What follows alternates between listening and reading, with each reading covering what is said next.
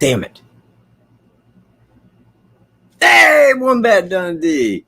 Michelle, Peaches, Lori, Ursa Brun, unaffiliated subversive. Hey, man, I hope you hook up, man. You know, Lafayette Shenanigans, man. Glad everybody made it this evening. I really am. You know, it's been a busy week here at the Ridge, and once again, as it seems to happen weekly, it's Tuesday and it's 6 p.m. And here I sit, ready to repeat myself once again, because I do have case discussion forthcoming, but a couple of things that I did want to touch upon prior to. Hey, Truth and Justice, Humanimal. I like that name. That's cool, man. I like that name, Humanimal. Chris G, hell yeah, man. Evan Kelly, look at me, everybody showing up right on. See, man, are you guys waiting around for a notification? I hope not. They don't hand them out from my channel. So, anyways, Kathy Johnson, man. You know what? New names. I like that. I do, man. Just new people just popping up, man. Sharon Thomas. Wow, man. See? Wow. All right, man. 32 people just right away, man.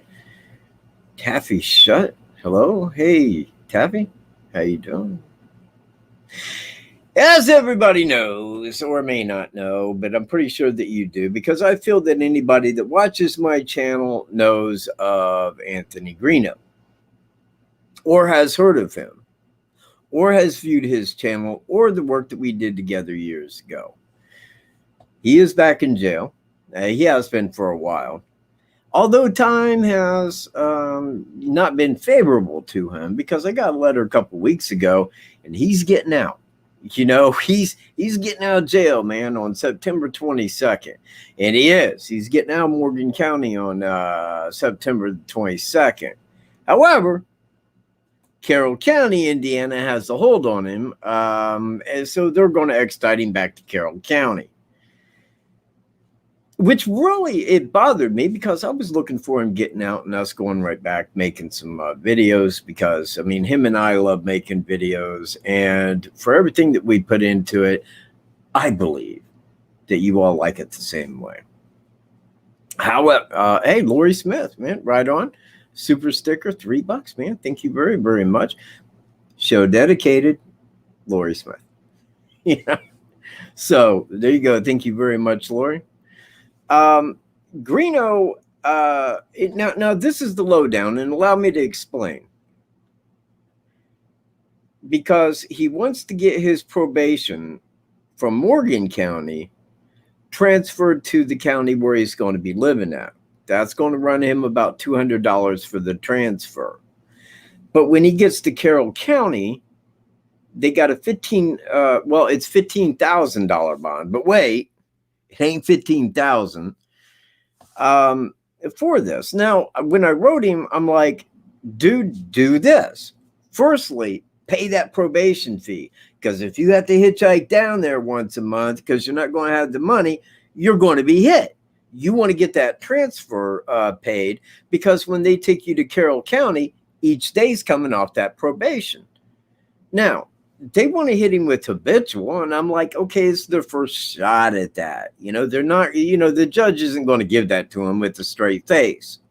So I tell him what you need to do, because he's got this second stimulus check coming. Okay, I mean, he should have that in due time. I mean, by October, I would feel. But he needs bond money. Now, you know what? This right here is where I need to break in with his video. Give me a quick second and let me show this to you. And I hope that you guys can hear it, because this is recorded from a video. Keep that in mind. But this is his video. Two people. Want y'all to see it real quick. And it looks a little something like this.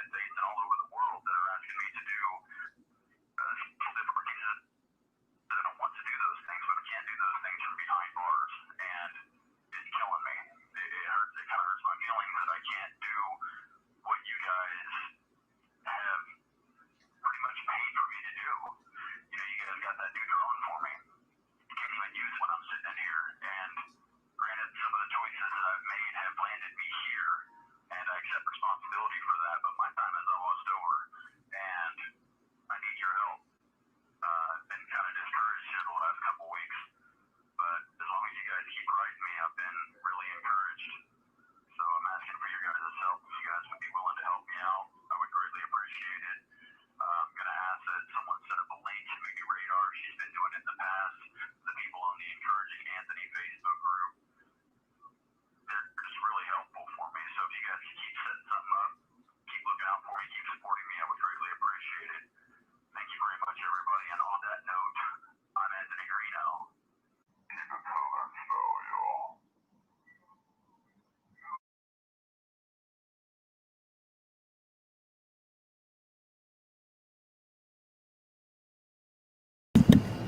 That was his crap. Oh man, what am I doing? There we go. That was his thing on it, is that, you know, he needed help with the bond money there in Carroll County. Now, he's asking for 1,000, but honestly, I called and asked him, and they said it was 15,000. 10% of that being 1,500. Now, I wanted him out. I didn't want him in jail, you know, but it seems every year, you know, because of toxic relationships, you know, it always finds him going back to jail every single year. Here it is, man. It's winter, and there he goes. He's gone again. So anybody that would, hey, Sean Pod, how you doing, man? Anybody that would like to help that, now you can reach Radar. She's normally at my shows, although she's been late the last few weeks. But if you would reach her, she can give you a link to where you can donate to that. If you want, you can put that into my PayPal link, which is, hang on, let me see. But if you send it to this link, put right there to Greeno. And then that way I can take that money out that you sent and send it to Radar, and it will go into the same Greeno fund. So now you know that now y'all have that. So again, I mean, I didn't want Greeno in jail, but since he is in there, and again, he's asking for 1,000, and that made no sense to me. Because I said, look, man, you need 200 for the probation transfer. Because look, when he gets to Carroll County, what can they say? I mean, he didn't have a job. Law enforcement had his ID. They know that they had his ID. He could not get gainful employment without his ID. So I don't know why they're like, oh, yeah, you didn't pay. Well, I couldn't pay. You know, how do you want me to pay here? You know, I couldn't get employment. But when he gets out, he does have a job lined up and a place to stay. So I'm in hope that he's out by, you know, I'm hoping that once he gets to Carroll County, that they'll hit him with the contempt charge, no doubt. And that's due 30 days. You can't bond out on that 30 days. But if they try to hit him with the charge of, then they could hold him, and then it would become eligible. Unless they also hit him with contempt, then he's got to do 30 days. Then he would still be out by Halloween. That's the hope that I carry. So if anybody wants to help him out, there's the methodology behind how to get that money to him. Thank you for listening. And, you know, let's get Greeno out. I mean, you know why? Because he said it best, man. He said everything was going fine, man. Everything in my life was going really good. And then a toxic relationship, man. He goes, what do I get in relationships? Every single time, man. You know, every time he's with a woman like that, man, bam, right back to jail come wintertime. Man, I don't understand it. I don't. I mean, God, normally it's the other way around for me, man. It's wintertime, girl. You need to move the hell out. Get going with it.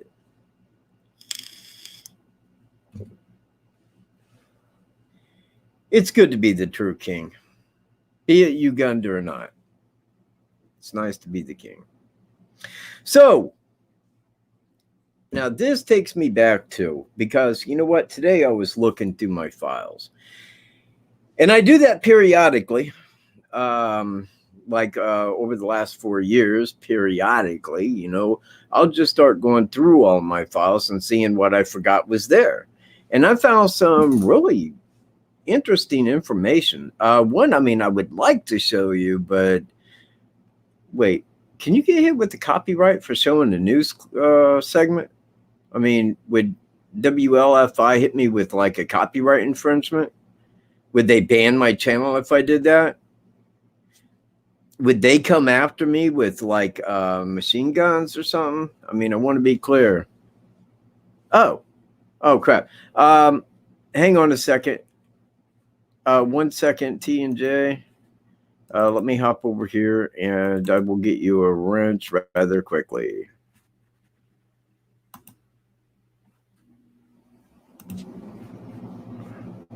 You might need to post something there, though.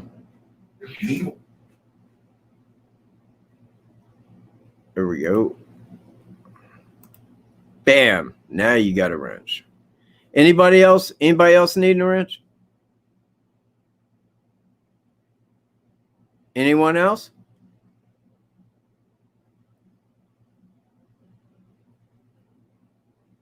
Oh, yeah, right. Well, that's why I was asking. I mean, I could play it in segments, but okay. All right, Ben Green.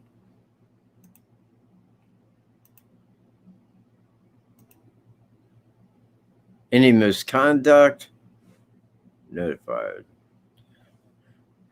Don't abuse the wrench, man. Okay. So,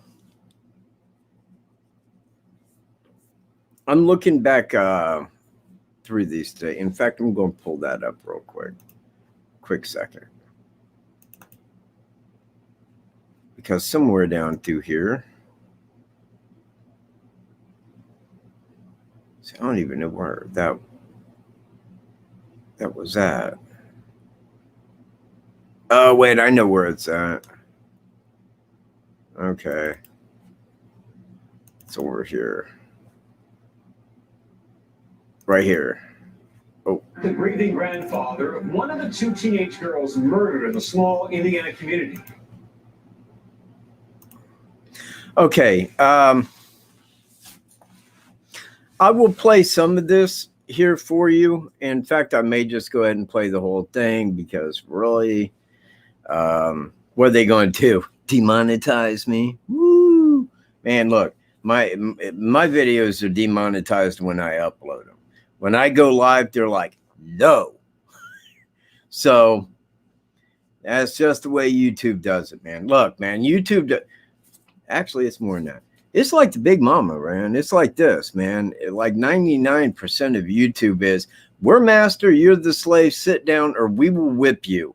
We will whip you badly. We'll take down your channel and you'll cry. We want you to cry. We're that kind. So, albeit, you know, I will go ahead and play it anywho. I'm daring. Besides, I got all my videos downloaded so I can throw them right back up on another channel, which would suck. And I'll tell you why, because you see this one right here, I built all these, man, on the keywords that I've used. If you go to Google or YouTube and you put in Thomas Bruce or Thomas Jerome Bruce, guess what? My channel's popping up on the first 30 pages.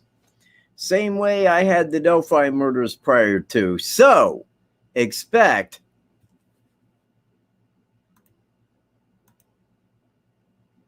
that's what I think of them. That's exactly what I think of them. Yeah, anybody else want to throw something out, man? Anybody? Do it now, man. I mean, I've already got the block button. Just do it now, man. I mean, it takes you guys longer to go make a new thing on your account than it does for me to click block your ass. Go ahead, man. Try it. So anyway, what was I getting to? Oh, yeah. Hold on. Let me play this. No, I need to set that up. All right.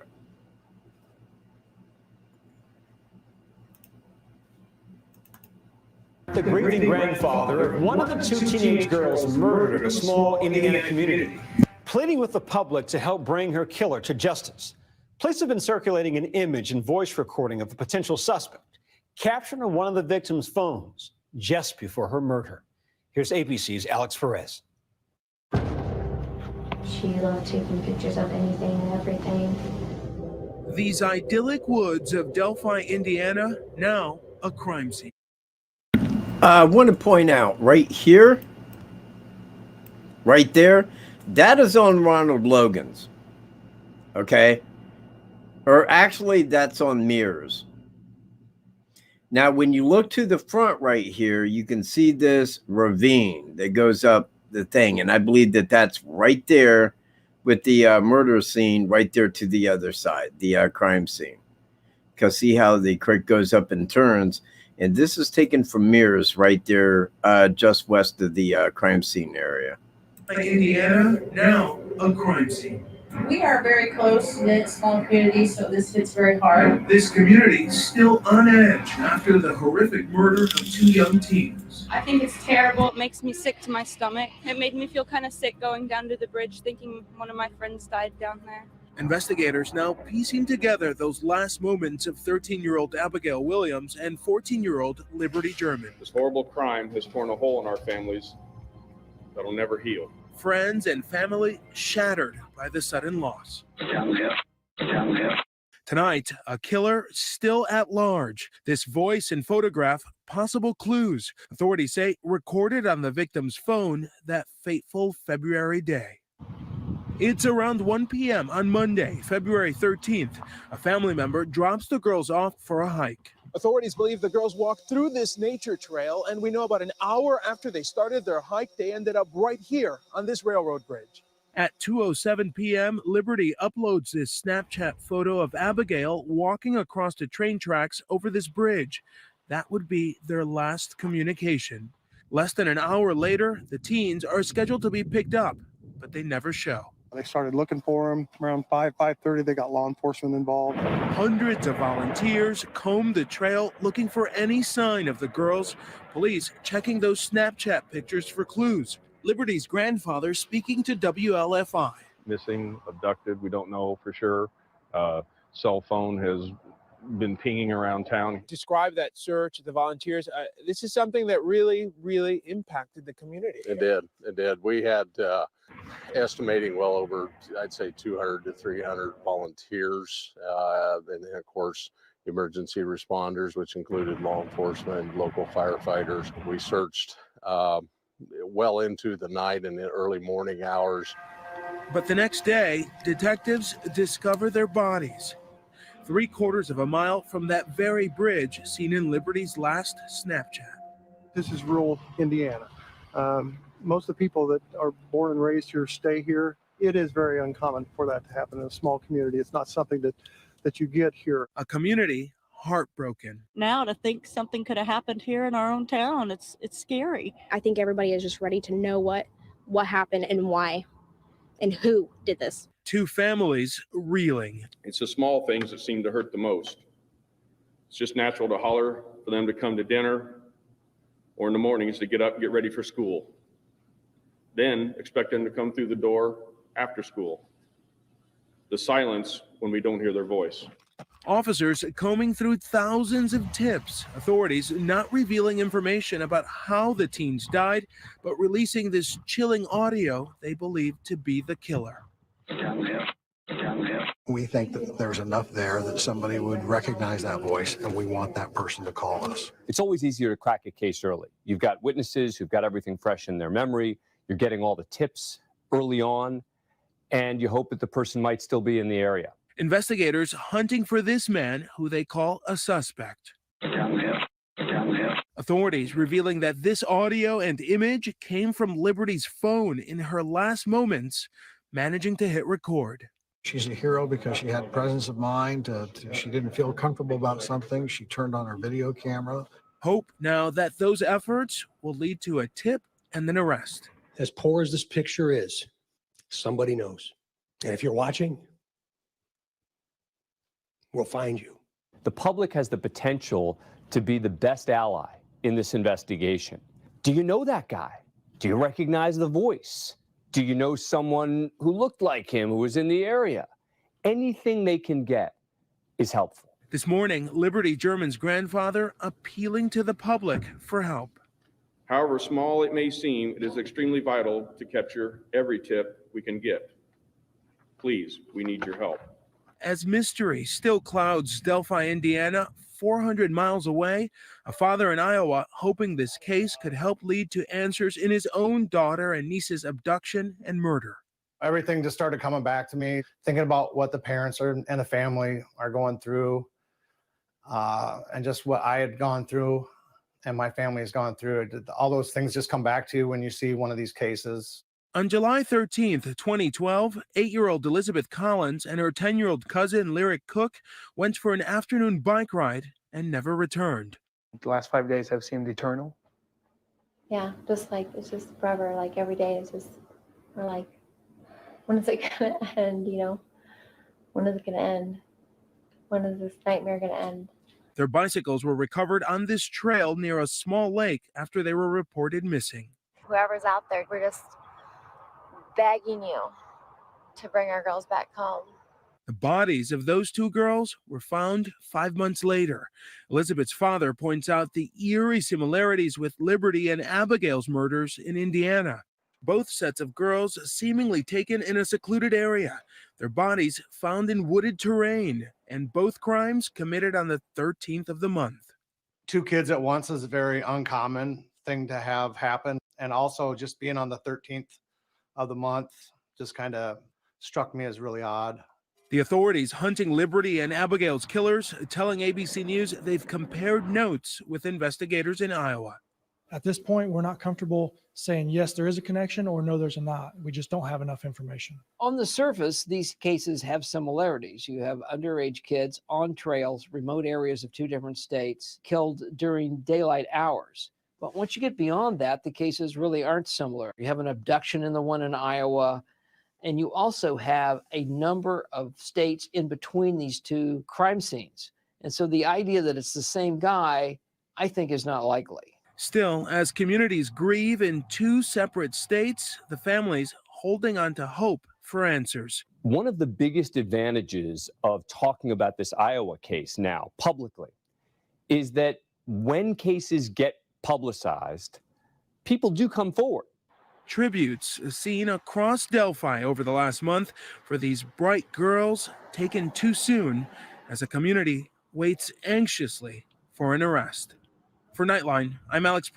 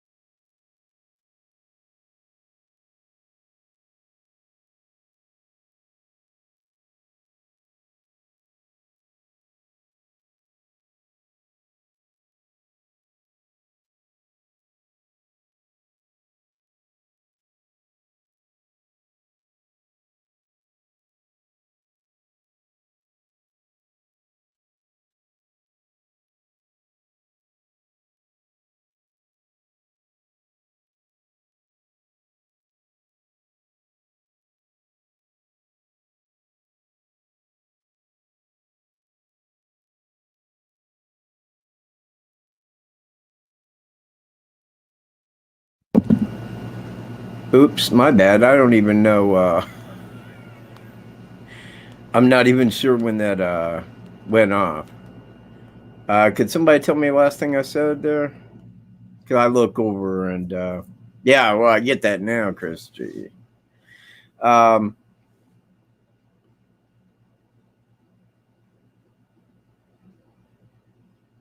They had nothing to do with that, you manimal. Anyways, let me just reverse that because I could have done repeated it all by now. In the video you just watched, the reporter was speaking of the similarities between Delphi and Evansdale. Okay? He says, well, both happened on a small trail. In Evansdale, the girls were abducted, and both of them happened on the 13th of the month. Okay. Now, what if I said they're both small trails? Delphi's got a population of 3,500 people. Evansdale has a population of 4,600 people. Small towns, small hiking trails that are traveled, but not a lot. So you could abduct somebody off of one without fear of somebody else being right back behind them to see you. Now, both being small trails in a small town, both are next to a highway.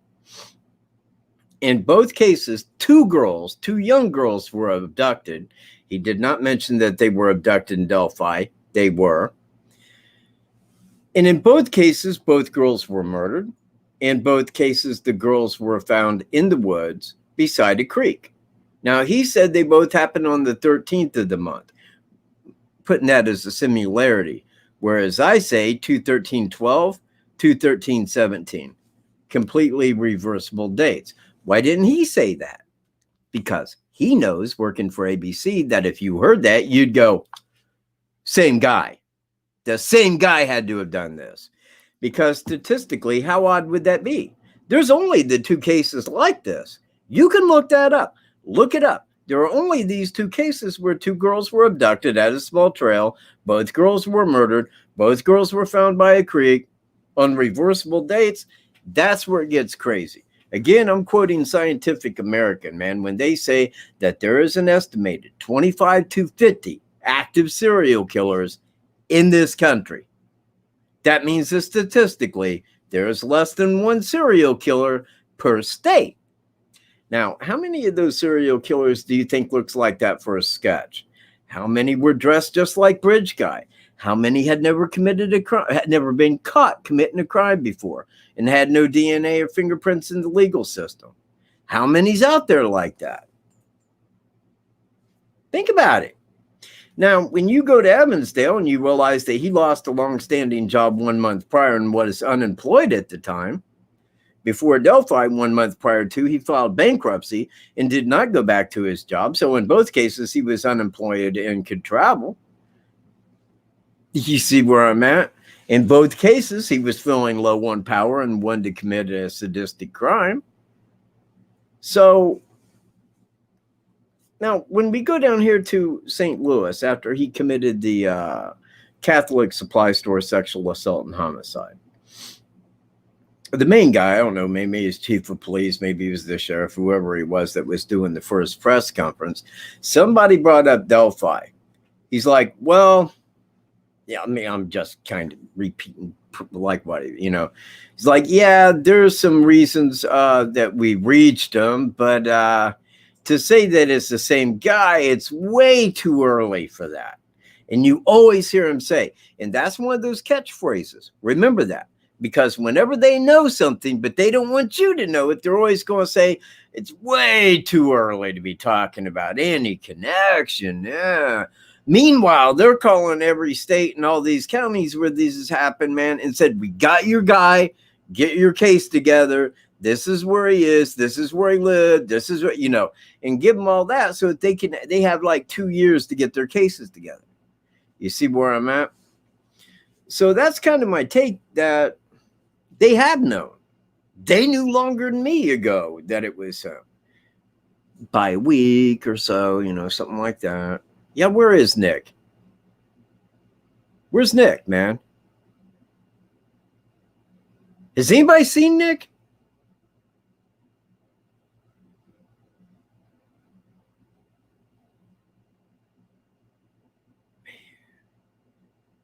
Come on, Nick. Yeah, man, I can see you, Steph Morales. How you doing, man? Oh, you threw a thumbs up, man? All right. You know what, man? Thanks. Because the more thumbs up, man, the better it is. Yeah, he better be working.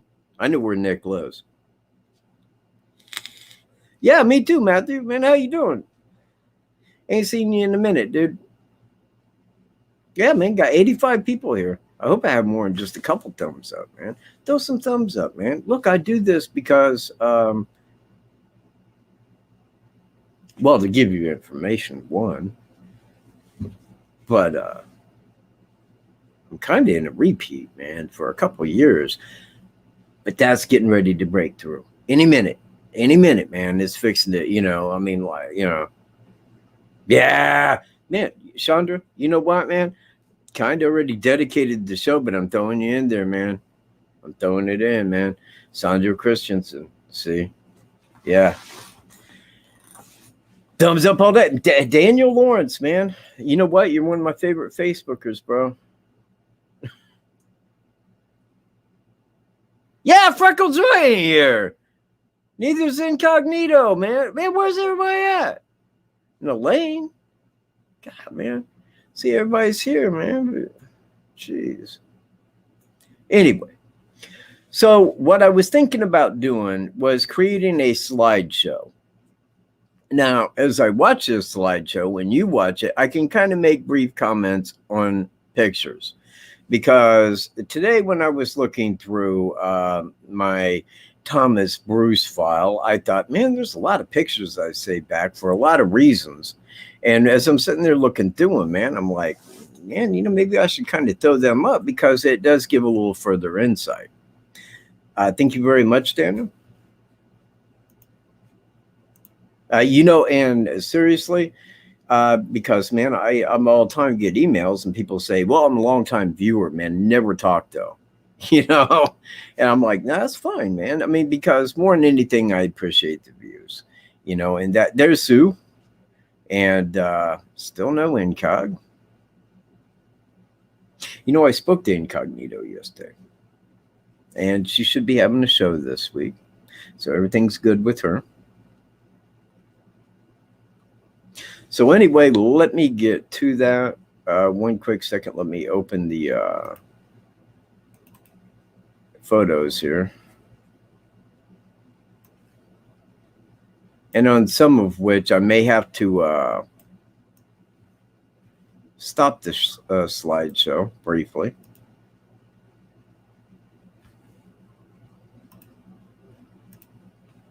Okay, I see. All right.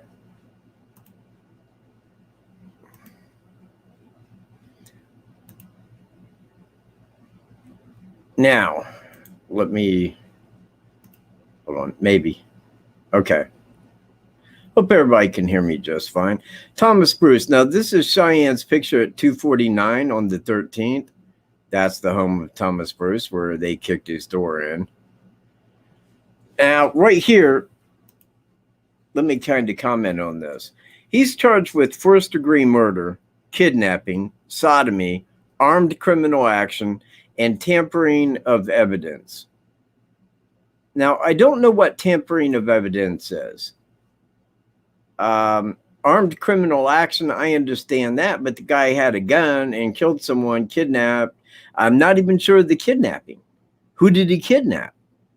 I mean, was it all three women because he made him go in the back? I mean, I'm unsure as to who because he didn't really take anybody with him, to my knowledge. But armed criminal action, I'm like, well, that goes hand in hand with the first two. It's almost in a way, and I mean, I'm certainly not taking a side on Thomas Bruce, but it's almost like adding of an additional charge. But tampering of evidence, I don't know what that stems from. Maybe hiding the clothes or throwing something, the clothes away, something like that. But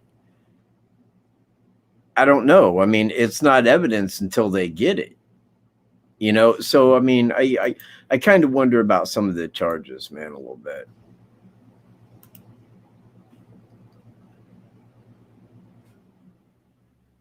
That is Jamie Schmidt, the lady he killed down there at the Catholic supply store. Mugshot with black eye because he wanted to fight, I guess. Now, this right here is Ann Pates. Now, she's the young lady that was abducted, firstly, off the side of the Highway 58 just east of Montrose, Michigan.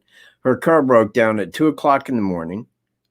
She was on her way from Saginaw to Montrose, and she was out on the highway with her car broke down, same time as the bar was closing, same time as he was en route from Montrose, his hometown, back to Flint, where he was living, and she became a victim. And again, in her rape and murder, they had DNA and fingerprints.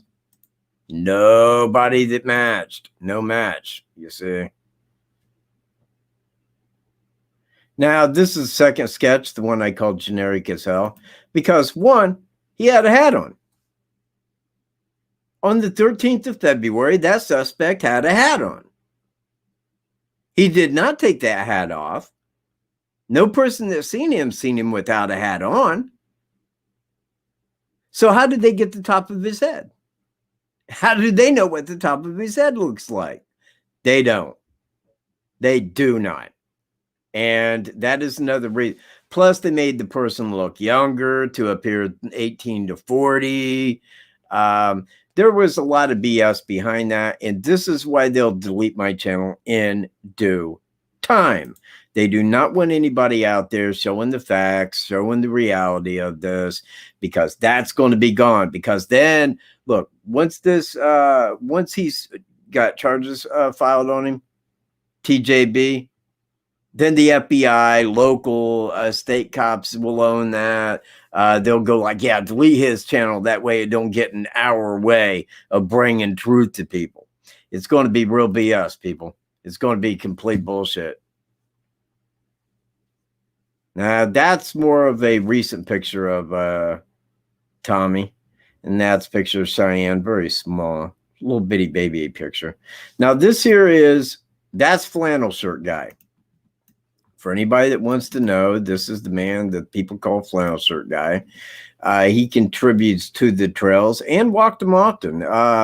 He was the first person that me and Greeno talked to the first time we went out there. That was right after the murders, like right directly after. I mean, I say right after. It wasn't like that day or the 14th. I think it was like the 16th. And law enforcement was all over the place out there. The south side of Monon High Bridge was taped off because it was part of the area that they was looking over and investigating.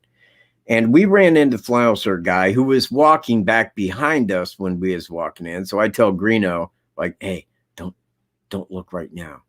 But there's a guy following us. He's back behind us a piece. So Greeno's like, and I'm like, dude, you know. So anyway, it was flannel shirt guy. Now, we stopped and talked to him. I got the video. But he was telling us about the trail. He's like, well, the trail goes up to Monon High Bridge. But the bridge itself belongs to the CSX Railroad. You know, so it did not. And I don't know if the county bought it or if it's part of the trail now. But they was talking about making the bridge like a walkway across and back where somebody couldn't fall off, you know. And I guess that's fine. But in a 130-year history, to my knowledge, nobody has ever fell off that bridge and died or got hurt, to my knowledge. If they ever did, it didn't make the news. So that's flannel shirt guy there. Now, this is Elizabeth and Lyric. That's their now that's kind of a vehicle I felt that may have been used in Evansville. I'm not sure what that is exactly. I really don't. That's more of a style of hat that he had, except I think it was more of a flat cap.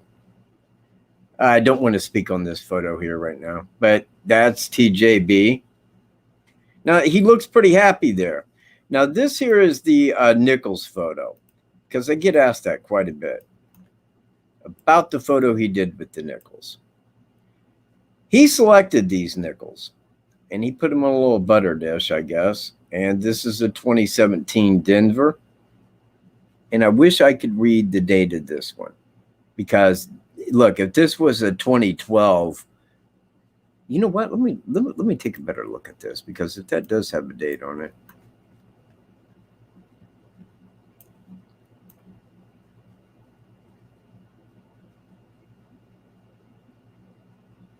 Yeah. But anywho, he had put this onto his Facebook page with the song, a link to the song on YouTube, I Can't Drive 55. Okay. Now, he was from Jefferson County. Okay. Now, that is a picture of President Thomas Jefferson. So when he put that up, because he was remarking to the fact of not being able to drive 55, he was all the time speeding. Somebody said, and I believe it was his brother, I thought it was Thomas Jerome, not Thomas Jefferson. Well, he's Thomas. He lived in Jefferson County. Of course, this here's Liberty, 2017, right? D for Denver Mint Mark, which also Delphi. And I thought, this is a 2012. That's very telling, because that's how killers do that kind of stuff, man, very surreptitiously. Now, this is when he graduated the thing for the, I think it was some kind of a Jewish something. I forget why, but that's Ann Pates too. Now, this is TJB with others. Now, this here is when he graduated, I believe. Now, and I believe that that's probably high school. I mean, if it was college, I'm not really sure, but they have graduation gowns on. But if you look at that picture of him, look at his face in comparison to the second sketch. And if you assume that they took the DNA and created a sketch of what he would look like at ages 18 to 40, then you know what? It could be. But I think that would be a little loony when they already knew who he was anyway. Oh, right here. And this is kind of a good one, because he's having a debate about the Second Amendment. Okay. Now, this is what Thomas Bruce says. Agree, but there are 5 words within the second that our government is distorting, shall not be infringed upon. The mental issue is a murky, that says murky. I actually have a thing where my monitor screwed up, but it says is a murky one. On one hand, it's obvious that a gun in the hands of an unstable person is unthinkable, but more kill which are not unstable, just evil. Darkness arises when the light dims. Thank you for the friendly debate. Now, man, think about the words he's saying there, because he is an unstable person who has killed people. At this time, he'd killed many people.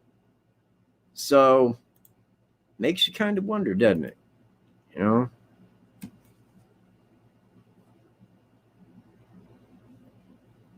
That's Cavalry Capel, and that's got Amber Bruce. I believe it would be invest in lieu of giving our country money. Okay. Well, but anyway, hang on. It'll shuffle through these here real quick.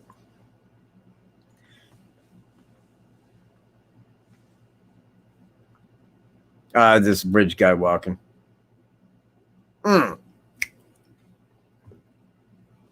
Should have had the picture of Thomas Bruce walking at the traffic pullover. Damn good comparison.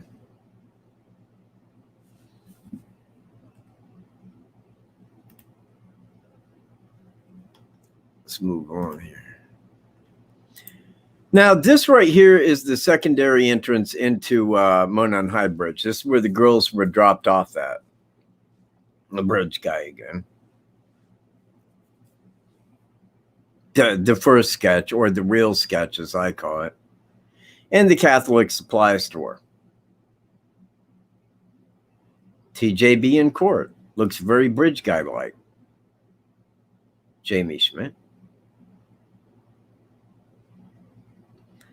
That looks more correct.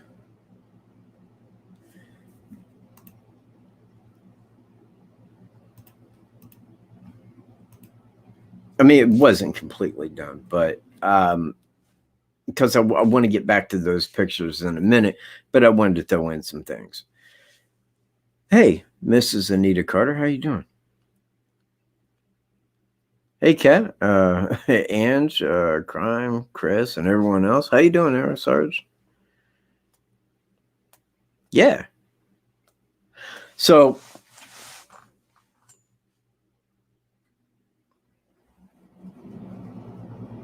I really have not. I've heard about it, but I have not looked into it.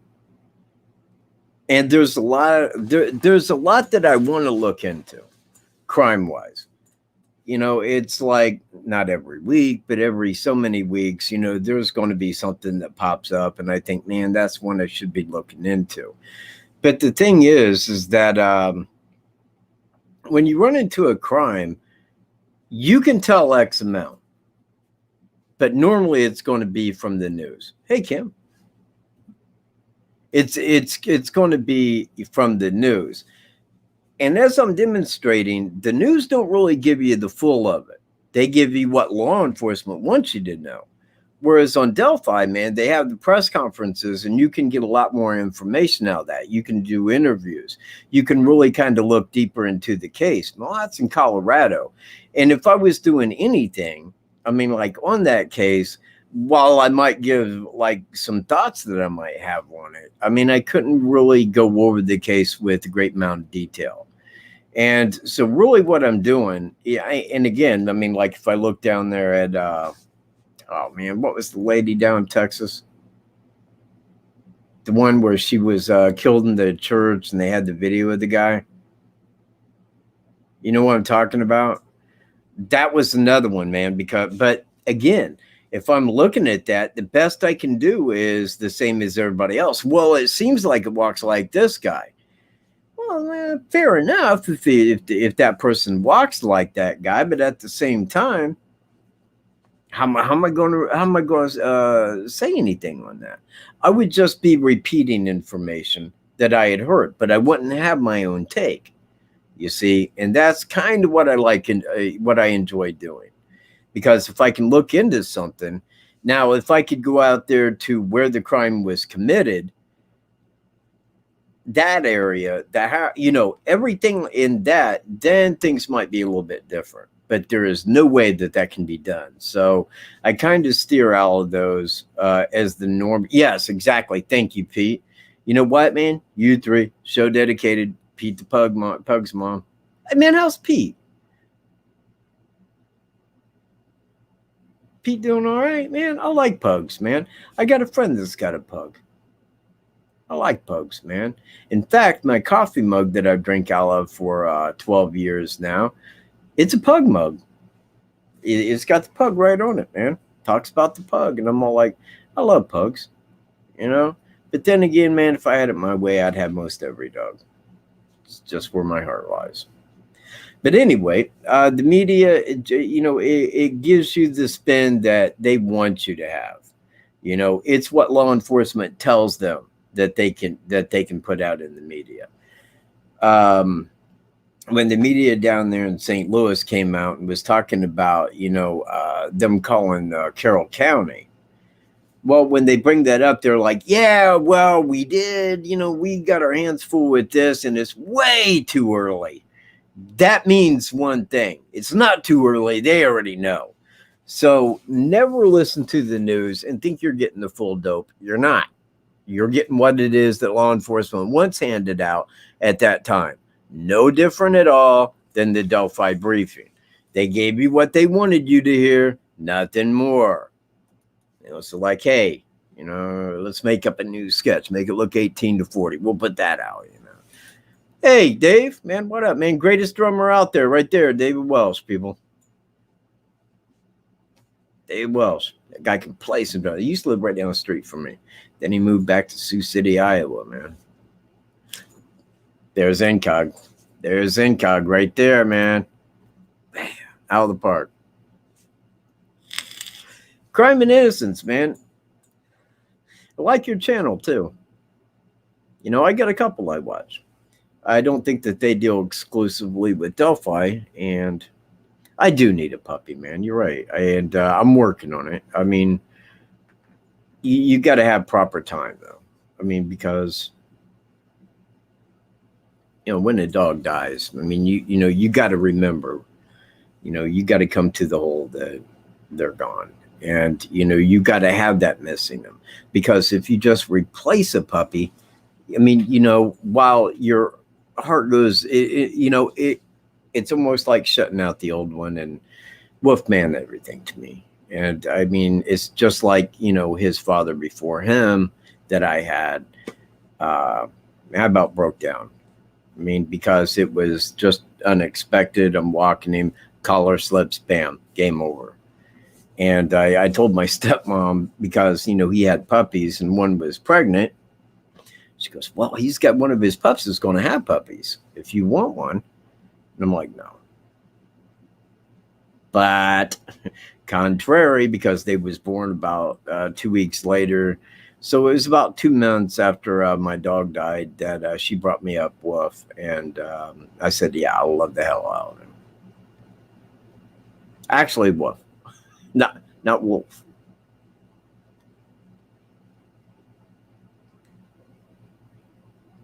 That's right. No, they are, man. They are man's best friend. They've always been with us. They always have, man. Alley Cat, what's up, man? So, back to the discussion at large. The media and law enforcement, and I understand the dilemma that law enforcement has, because they were under the impression, as was I, because they never came forward with anything that stepped out of that. Because we went in and we asked Sheriff Lesenby, it seems like the guy knew the trail area, like he had been there before, maybe a few times before. Are you guys thinking it's somebody local? Well, he did not deny that. In fact, he said, well, yeah, because, I mean, you know, there's a lot of reasons for this, but we do feel, or we have felt, that this very well may be somebody local. Well, I don't think that he was speaking the full on that.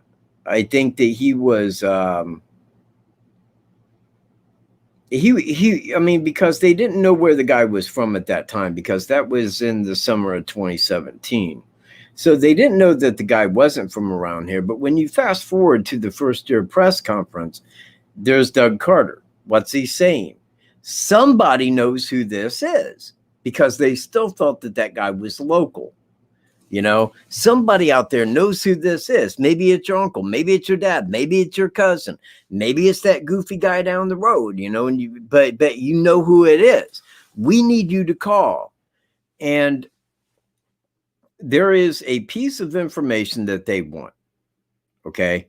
There was some kind of information that they wanted, to where that they would know immediately that this person knows who it is.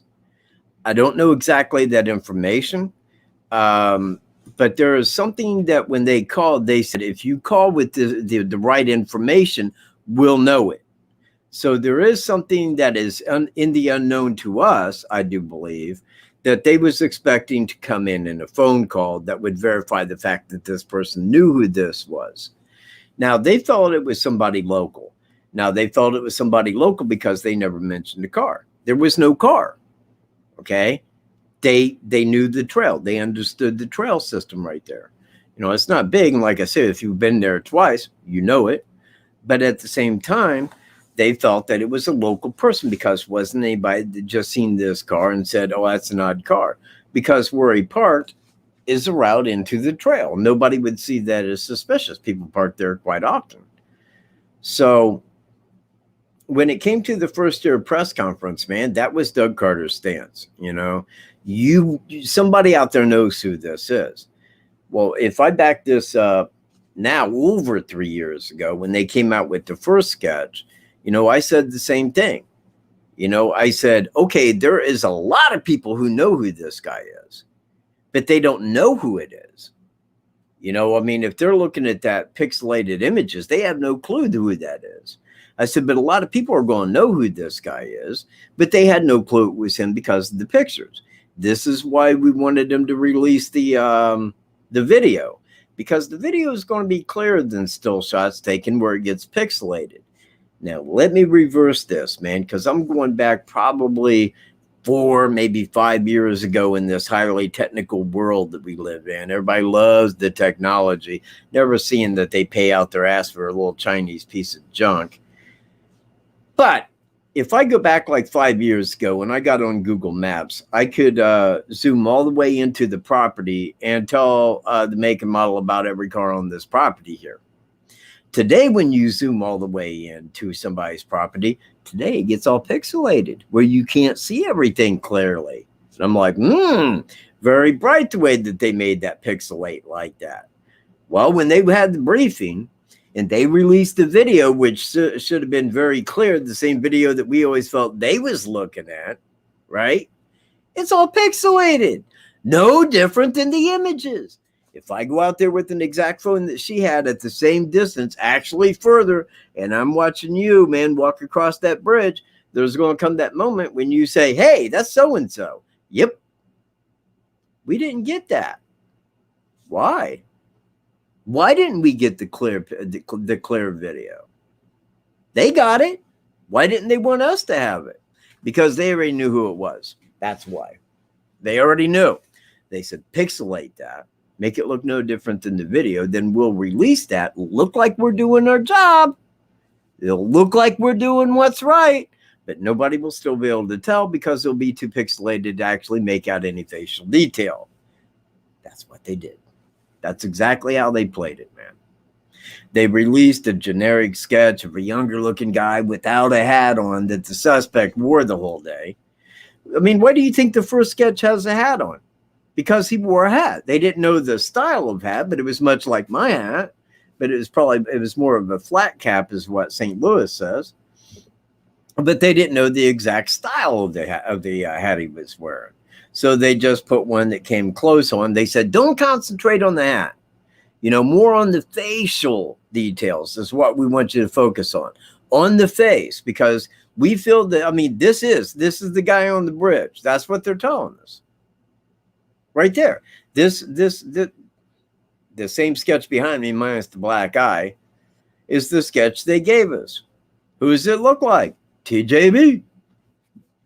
Who did they not want pointed at that time? TJB. So they handed out everything that they knew in their investigation that was now a wash because he wasn't local. Then they come out and say, we now feel that he's local. We feel that he's between the ages of 18 and 40. What? You know what? I could go talk to somebody for any length of time. Let's say it's 1 minute. I'm sitting there talking to him. I'll walk away and somebody says, man, how old do you think they were? I could say 25, 30, right in there. 18 to 40? 18 to 40? A lady talked to him for like about 2 minutes and she's like, oh, 18 to 40. He might look a little younger than what? Okay, well, what if he's 18? You know, I mean, what, you saying he could be 16? I don't know, man. There is, yeah, I don't even go with that, Mr. Miller. Because if it was something like that, they would have had him ages ago. Ages ago. Ages and ages ago. Ages ago. Because how long would it take for them to get on there? And look at who had looked through that. Looked at the one at Monon High Bridge Trail. What would that have taken to come up with somebody's IP address? A couple days? You know, that's why everything online, all catfishing, all geocaching, all somebody set up a time to meet. You know, it's like, that page is like 4 years old. Please, let's remove ourselves from it and kind of get a semblance of truth before us. Let's kind of look at a real picture. Let's don't hop back on the gravy train of, I think a gang of 50 people did it. Let's don't do that, man. That tends to get a little bothersome where I sit, and it's a cloth chair.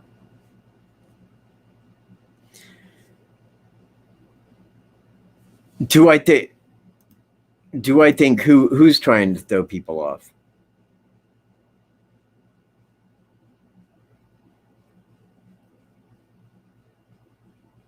a statistical number.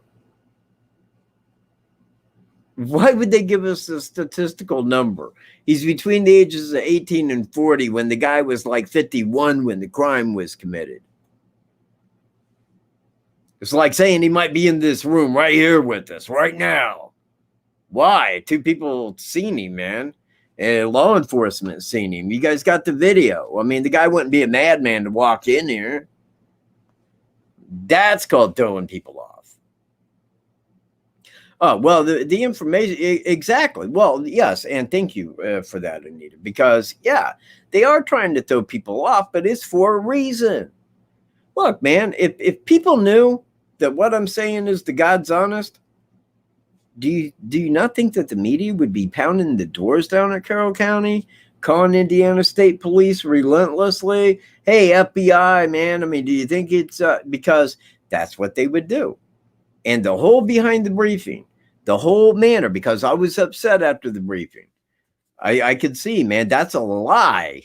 You know, they hadn't even went down and talked to TJB. Now, why are they throwing out this dumb sketch? You know, why? Why would they do that? Why would they say they think it's somebody local? It's not. Look, man, all of Carroll County, the whole of Carroll County, every single man, woman, and child in Carroll County is 20,000 people. Break it down. Look at that statistically. You come up with out of 20,000 people, half male. Break that down to ages 18 to 40. Okay, now out of those 18 to 40 people, how many of them had never committed a crime? Okay, we have so many hundred. That beats the living shit out of 60,000+ phone calls you got to investigate. See where I'm at? So by doing the briefing and leaving it there without questions, see, there was no questions at a briefing. It wasn't a press conference. It was a briefing where they go in and tell you stuff, and then you just go, huh, I'll be. The shack, eh? I bet it's GK. I bet it is now. You know, he lived in a shack when he was little. I think that's what they're trying to say. They know it's GK and they want us to know. That's why they brought the shack up.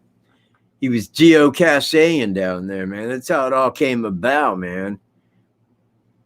I'm just regular Columbo, man, but I know what I'm talking about. That's people. That's how people look into stuff, man. I ain't making that up. That's fact.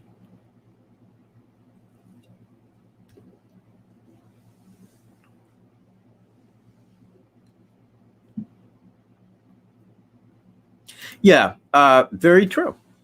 Very true. And that was something that I noticed right away. Because it's when you go out there, if you go out to Monon High Bridge Trail and you walk that from Freedom Bridge down to Monon High Bridge Trail, you notice once you go past the secondary entrance, that's where the girls were dropped off at. Everything as you walk down the 501 to the bridge itself, the railroad bridge, everything to the left says private property. No trespassing, no hunting or, you know, and so forth there. And you know that everything to the left is private property. So if you go across that bridge and cut to the left and go across the creek, you already know you're on private property. It's no longer a part of the trail. So if somebody had been out there, which I suggest Thomas Bruce has stopped there many times over many years, casing the place, small trail, traveled not heavily, you know, it's a safe place for somebody that's looking for an opportunity to find one. And I think that that's why he went there on the reverse date of Evansdale, because that's where his mind was at. That's what he was looking for. It's what he was seeking. Now, what bothers me is this. There was 2 girls in Delphi. 2 girls, 2 young girls that went out to that trail that day in February. Identical to Evansdale. 2 young girls. You know, and what are the odds? What are the odds that 2 young girls would show up within the time that he was there? You know, and that's like, I don't even know a word to describe that. It's, I don't know. It's just kind of inconceivable that 2 girls would die like that on that day. It is. And I don't know, man. I mean, I don't know how you would call it. It ain't like fate or destiny. It's just it happenstance, statistical that two girls showed up, man, at that time, crossed the bridge even, and just very bizarre. And I don't know how better to put it, but you know, those girls ain't going home, and neither are the ones in Evansdale. And until at which time, and it's my hope, you know, that yeah, exactly, man. That's what I'm saying, because the reverse date, and that's the big one. But you know what? I mean, I noticed something because I'm looking at it statistically. You take 5 digits, you know, I mean, we can say 7, 13, 12, and then reverse that. You got 2, 13, 17. But now that can't happen in every, for instance. I mean, say as an example, you had 99999. Well, if you reverse that, what are you going to do? You got the 9th month, the 99th day. You see where I'm at? All of them cannot reverse, but many can. And when you find one and it's reversible, and then you got that 12 years later, the reverse date, what are the odds that an identical crime in the same small town, alongside a highway, on a small trail, 2 young girls, both abducted, both murdered, both found beside a creek, reversible date? And that is why an FBI agent was there on the 14th. Because if it was foul play, and I think that they sensed that immediately, because the reversible date and same crime, you know, or they're looking at it could be a very same crime. So I think that that stood out, and that's why they sent the FBI agent. But they're not going to tell you that. They're not going to say, oh, we sent an FBI agent out there, because statistically it was just insane that a crime, you know, or what could amount to a crime happened identical on a reverse date. People will hear that and go, happenstance. 25 to 50 active serial killers in this country, less than 1 per state. What are the odds? The odds are extremely high. Way high. Way, way high.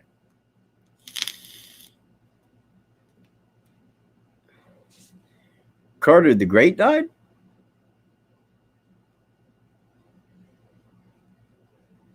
Who's Carter the Great, man? Are you talking about Doug Carter? Oh, Ivy Rose, man. Where are you? I don't even see Ivy. Aaron? Sean? Gardner? Yeah, it is lottery high. Precisely. And again, it's one of those things that, I mean, like if you're looking at something, somebody can write that off. Why? Because it ain't solved like that on CSI, dude. It just ain't. You know, they had technology and they go in and da, man, you know, it's funny, man. They'll go like, man, could you, okay, look that up real fast. The guy's like, all right. What the hell's he typing, man? It's done with the mouse. You know, what are you going to type in there to look that up like that? I don't know, man. This is why I don't watch television.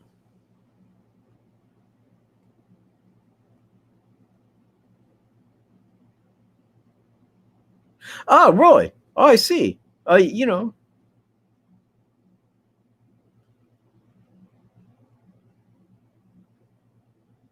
I missed your bad political joke. Hang on a minute.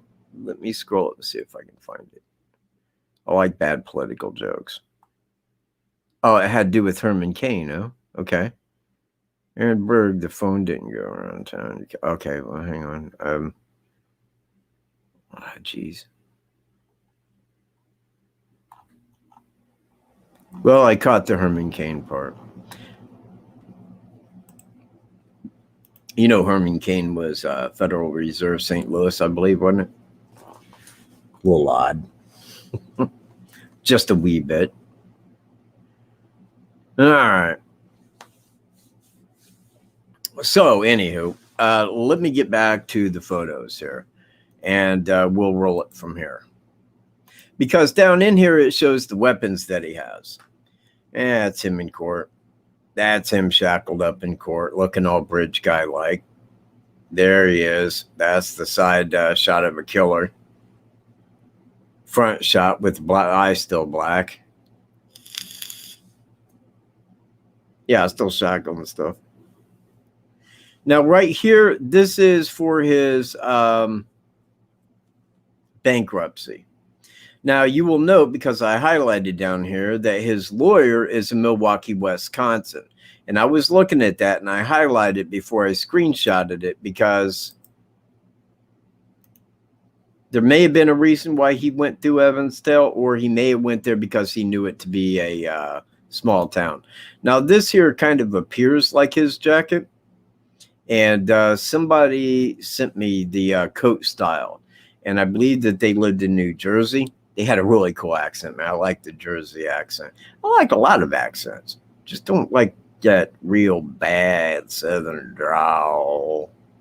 It's like, it sounds like you guys inbreed a little. Not people from the South. Just those people with the real long Southern drawl. You know, it's like, yeah, don't talk like that, man. Try to speak like an American, you know.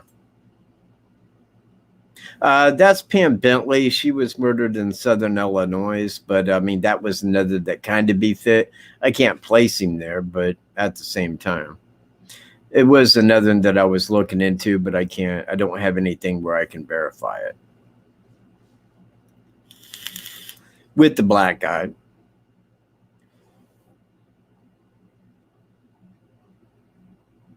Okay, man, come on.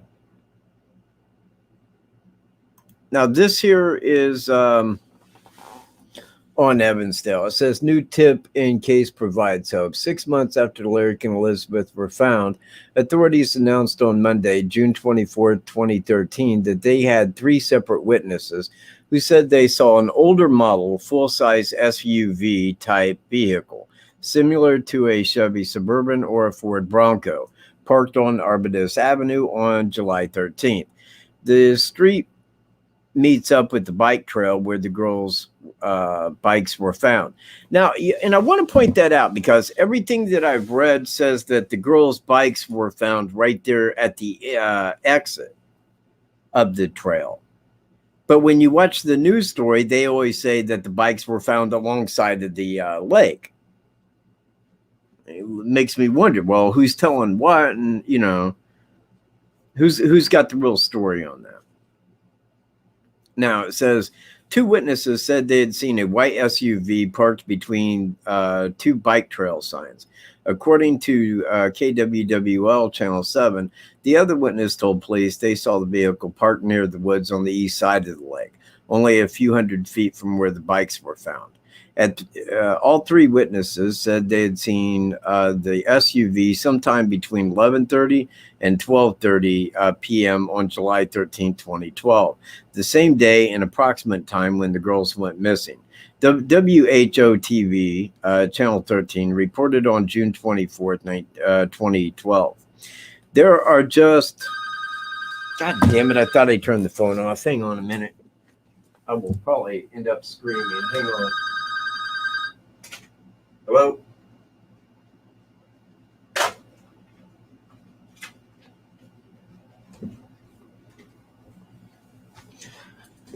Yeah, I like it when you pick up the phone and you hear stuff in the background. It just makes me think, yeah, they fucked up. All 3 witnesses said they had seen the SUV sometime. Okay, I already did that already. There are just a lot of reports, a lot of information to read through, said Mike. Okay, I can't pronounce that last name, with the Iowa Division of Criminal Investigation, and both the WHO TV and KWWL reports.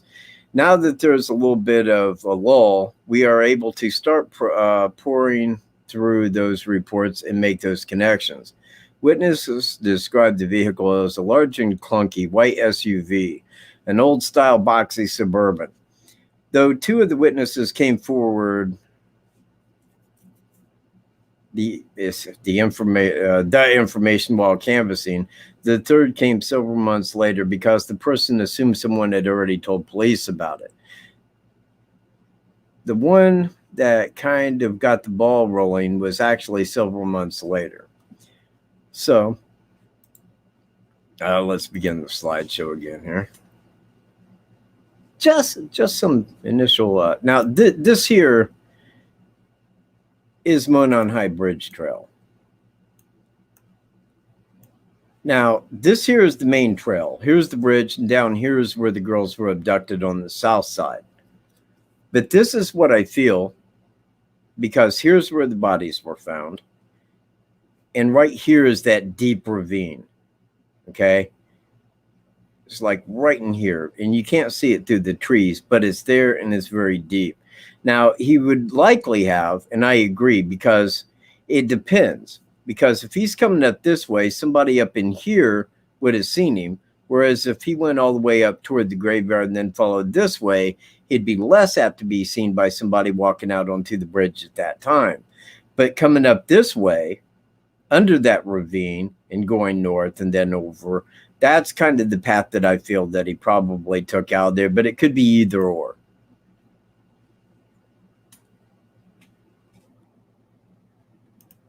Now, on this one, kind of pull this up just a degree. This is the bridge. This is the railroad bridge. This right here is Freedom Bridge, right here, crossing Highway 25. And this right here is a little, it's an area, it's got benches, it's got the big marble plaque. This is where the trail begins, right here. It's about a 15-minute walk down to here and 15 back. And again, everything on this side, right here, from here to there, on your left side, if you're walking down here, everything on the left side is private property. The trail area, if you was to count this, we're coming in, because you can clearly see to here from here, but like right in through here and down in here would have been the major part of searching. But if you had 200 to 300 people in 6 hours, I could have searched that entire trail area right there with 7 people total, and could have told you in 20 minutes they are not at this trail at that time. So 2 to 3 people searching from 5:30 in the afternoon, I could say that the hundreds of people got there, let's say by 6 or maybe a little shortly after, but they went until 12 midnight.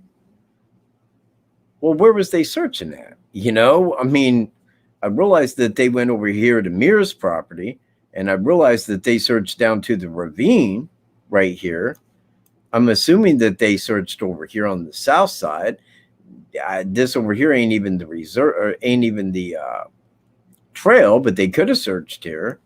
But I think that they had the harder time. I mean, Ronald Logan said, yeah, you can search my property. But they knew that when they crossed that ravine, there wasn't anything over here but a horse field.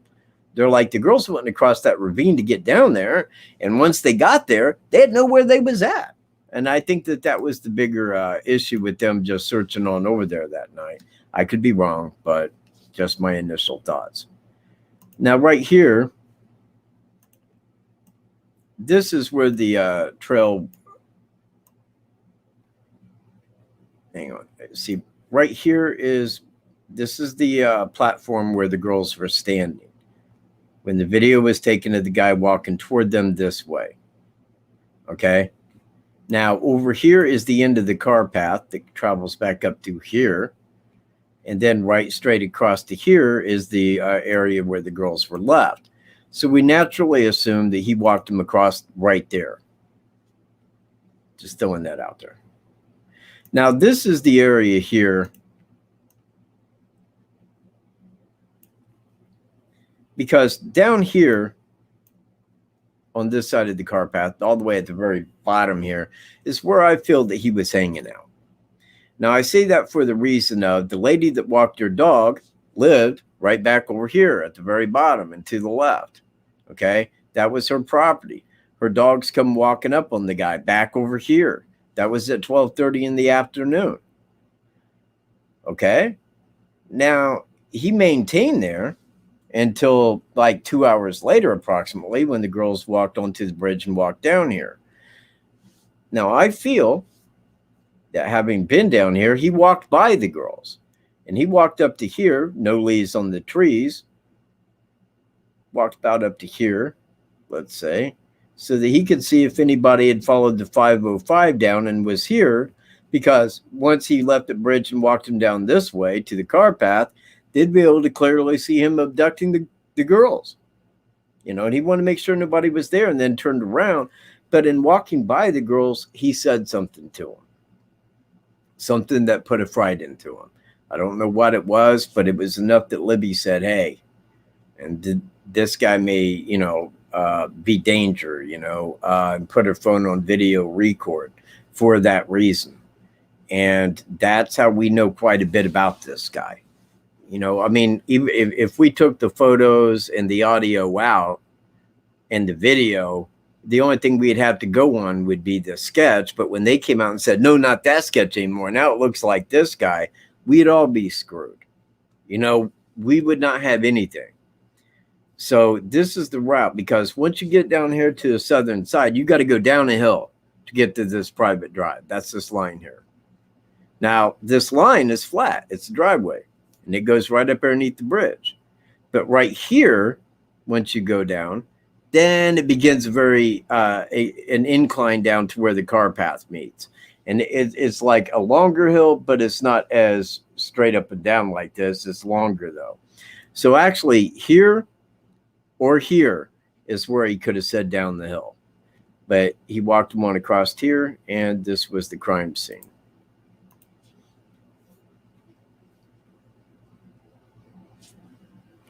Catholic supply store.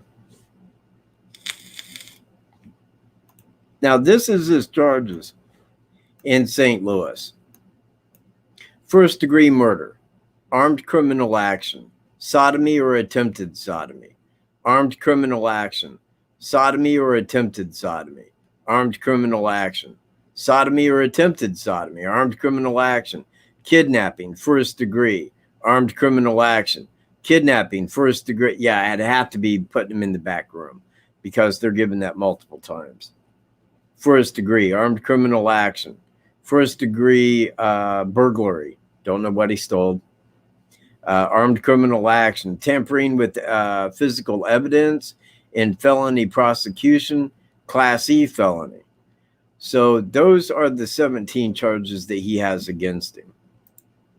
And again, man, that is a horrendous crime down there, and they do need to deal with him.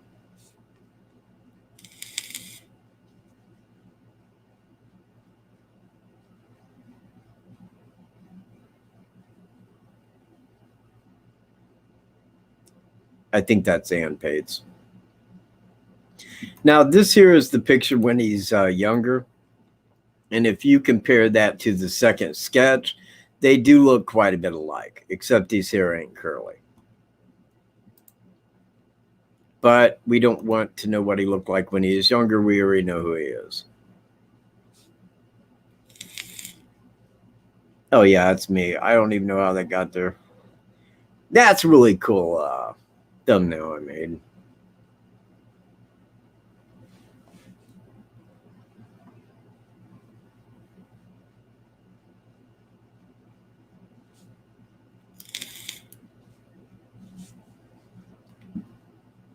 Now, right here, and this is going from Imperial, and I kind of messed this up a little bit, but I want to explain, because he was not living in Imperial when Delphi occurred.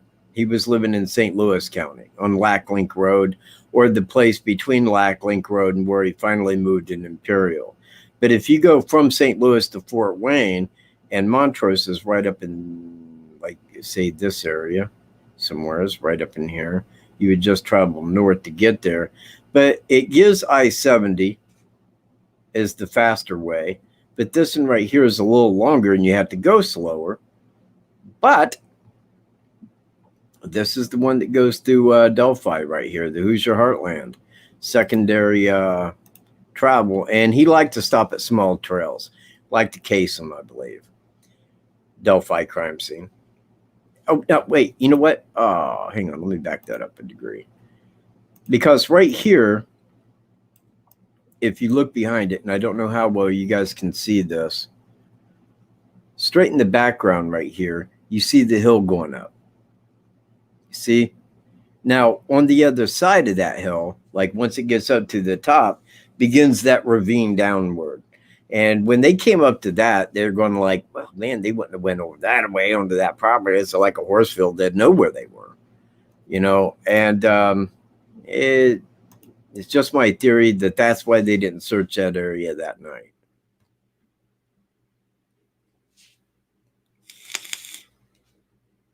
Elizabeth, the youngest of them. And of course, that's Evansdale there from St. Louis. And that is 343 miles. But it's probably like the same amount of distance from St. Louis to Evansdale as it is from, it's a little bit further than from there to Delphi. And I mean, it could have been something where he went up there specifically for the reason of trying to look for an opportunity. Now, right here, and this is the profile for the Evansdale suspect. Right down there, the part I have highlighted says the suspect may have been experiencing stress related to legal troubles, spousal problems, employment difficulties, financial strain, or mental health issues in July of 2012. Well, I can't speak on the fact of employment difficulties and financial issues, because that is what he had going on. And mental health, anybody that would go out and commit something like the Delphi or the Evansdale murders is not correct. They definitely have issues upstairs. There's Thomas Bruce, looking like the first sketch. Little information. They're the same thing again. The same again, even. Man, I sure went over that. Fingerprints. They have fingerprints in Delphi. Understand? They do. Said that after year one press conference. It's a similar hat to the one he had. Somebody sent me that. I thought it was pretty cool the way they did it. Never got back a hold of me, though. They never do. Now, this here is the one I'm talking about. Now, I could go and blow this up on Google Maps, because if I blow up into this, see, that says like 408 miles, but that's to Fort Wayne. To here, we'd still be talking, again, man, I mean, it would probably be about the same distance from St. Louis to Delphi as it would to Evansdale, like identically.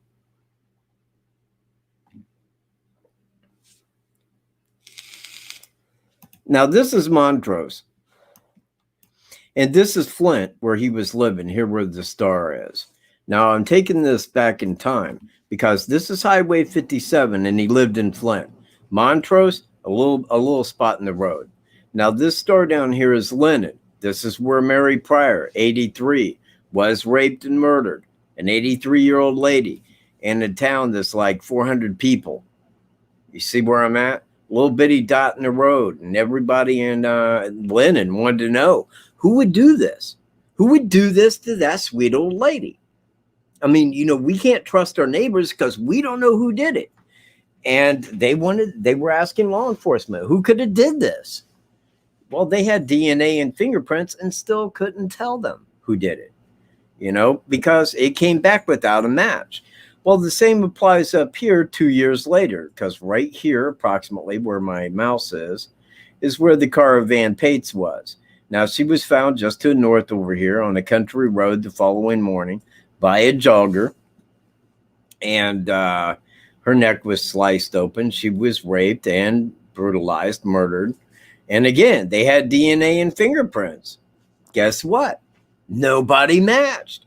Nobody matched them. That means that the person that committed those two murders, while he, TJB, was living in Flint, Michigan, in his home county of Genesee, two murders were committed. Brutally. Rape and murder. DNA, fingerprints, just like Delphi, nobody matched. It's more than a little odd, man. It's a documentary. Tells you how this can be done. Those are the first photos we got. Something circled and it's colored. It looks like HC's work with his digital DNA and crap. This is Monon High Bridge Trail Sky View. What? A woman told detectives that she interacted with a man who fit a more detailed description of the attacker and that he had given her his business card, which led the police to him. Okay, that's St. Louis. That's the waitress there at Hot Shots.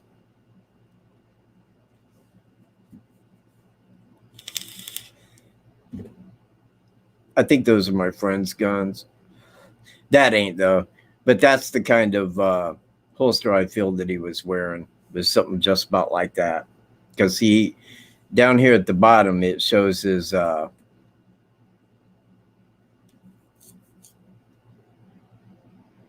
weapons that he had during the bankruptcy. The handguns he had. Now, right here, Indiana State Police say similarities between double slayings of 2 teenage girls 3 weeks ago and the unsolved 2012 murder of 2 Evansdale, Iowa girls are coincidental at this point. But investigators are not close to the idea of a connection. Bingo. That's how you phrase it. Because I think that at the time that that was released, they had suspicions, but I'm sure that when the DNA came back from Thomas Bruce from the FBI, it kind of closed the rest. And I think that they knew pretty well that he had committed both. Now, this here is the, wait, let me back that up here.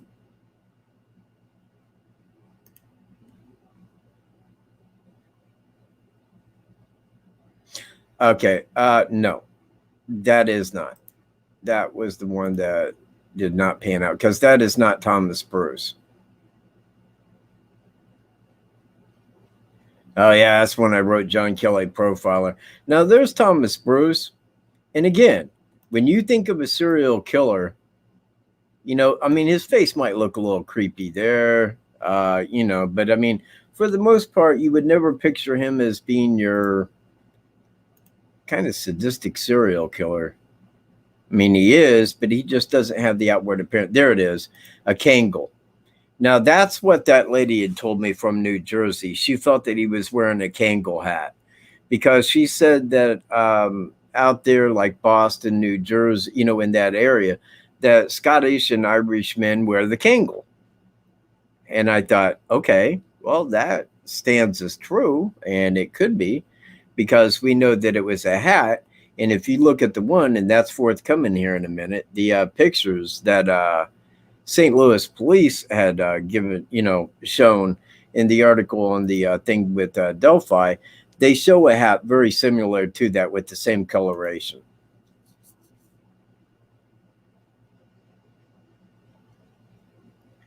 And there he is, man. Oh, man, I'm sorry, man. I had memes in here for some reason.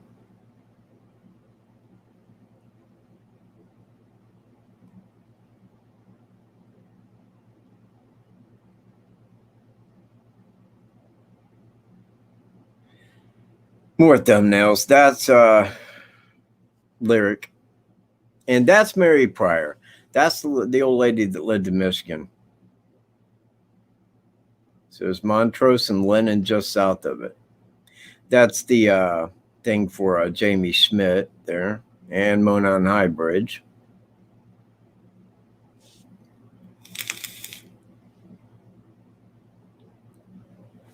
Oh, man. Okay, one of my hottest women ever got in there. I don't know how. I mean, you know what? I don't know whether people know this or not, but Alice from the Brady Bunch, I mean, before she died, and while she was never pointed to with any suspicion, but more or less went in and like wiped out an entire town. And I thought, wait, what? That's got to be some kind of conspiracy or something, you know, right? And then I went and looked at photos of her, and I'm like, man, she has really adorable eyes. I mean, you know, man, too bad she's dead. I'm just making humor.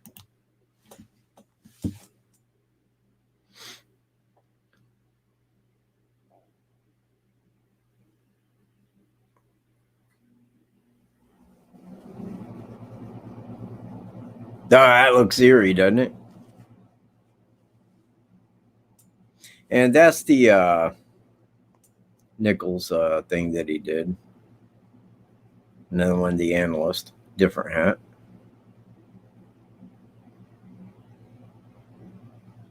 This right here is where the traffic pullover occurred. Right here. They was pulled over right over in here. And I found that by looking at the street signs and then going to it and then finding where that was and pulling up. And I'm like, yep, there it is right there. And this is where he got pulled over at, right there. Got that on Google Maps, just so you know. Oh, that's video. Hold on.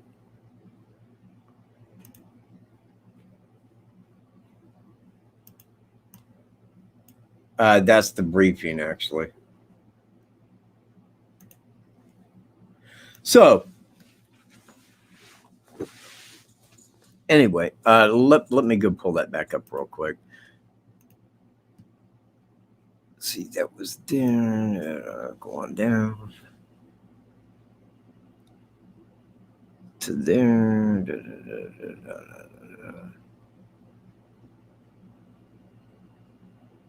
Okay. Already covered those. I want to point this one here out a little.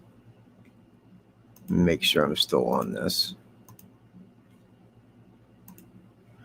Right here. Now, this is February 15th, but this is in 2018. This was the first Facebook post that he made. Was 1 year after the Delphi murders. 1 year and 2 days. That's when his Facebook picked up.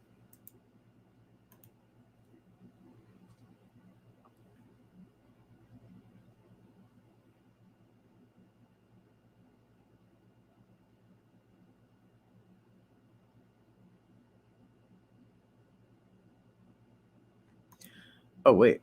Oh, no, don't tell me I got stuff on shit. Okay, man. Wow. I didn't even look at that, man. The suspect's DNA will be the quickest way to look for other possible crimes. The St. Louis County Crime Lab is already comparing samples. Ha! That's right. They took it down. Guess what? I got this anyway. Deputy Director Quality Manager Lisa Campbell said they swabbed the inside of his cheek. We were able to obtain a buccal swab from Mr. Bruce so that the sample was processed in our local laboratory, she said. The DNA has been entered into the combined,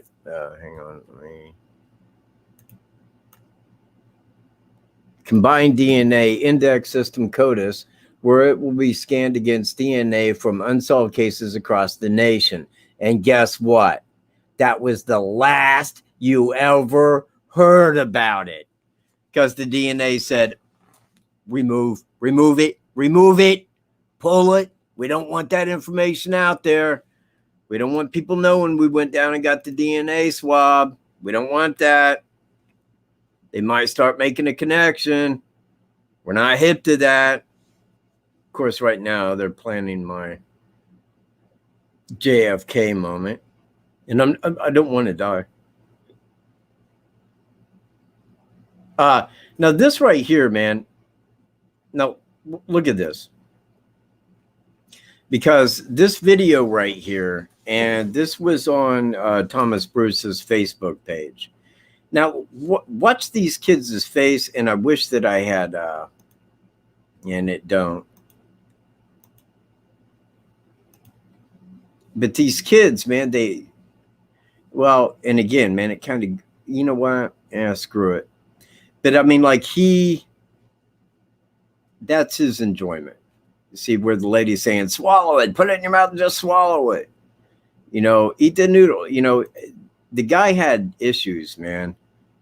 I mean, he really did. And I mean, that, it's like those videos really show that a little bit. Kind of amazed how some people may not have known or made the connection, but one did, man, up in Montrose. Totally made the connection, because when I called about Ann Pace, they said, man, we already got that name. I'm like, really? She goes, well, hang on a minute. Yeah, we already got that name. I'm like, in recent? Well, we can't really talk about him, but yeah, we got it. I'm like, huh, okay. And it made me think, man, one of his friends that he was drinking at the Montrose bar with that night, when he asked him about it, and did you see that vehicle out there? What could he say? Yeah, I did. There wasn't anybody there, or no, there wasn't a vehicle at that time. But after he got arrested for Catholic supply store, they're like, yeah, always had that in my brain, man. He may, you know, that something could have been up with that. As more of HC's work, Smart Money says.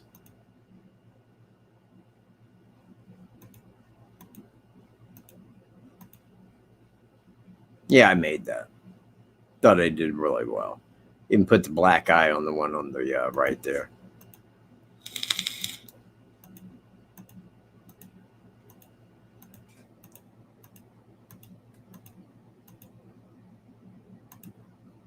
Oh, wait, let me back that up real brief. Hold on. Let's see what we got here. Murder suspect Thomas Bruce 1 month. This is the pullover. Catholic supply store rampage. It is exclusive video that Fox Files investigator Chris Hayes obtained after his exclusive interview with the road rage victim. Chris? Manny Vic, Tom Bruce is charged with sexual attacks and murder inside a suburban Catholic store November 19th. 1 month earlier, he was captured.